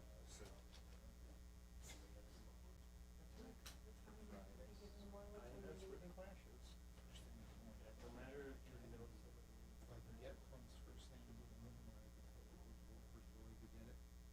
You still don't want it. It's always a process.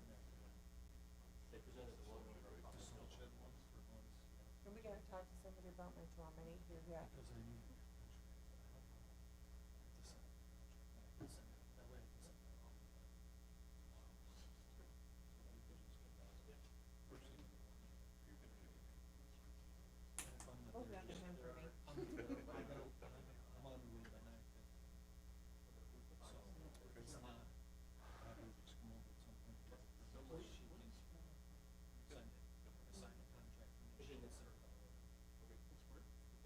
Okay.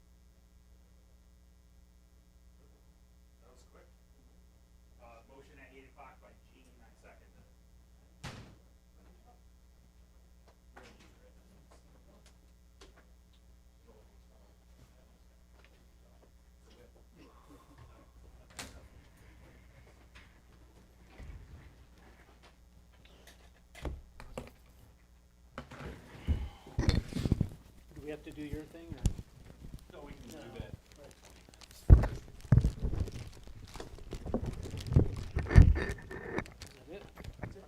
That's all she wrote.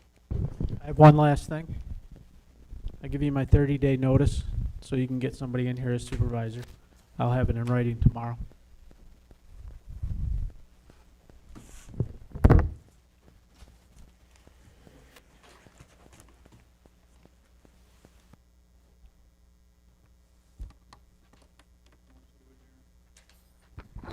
Second.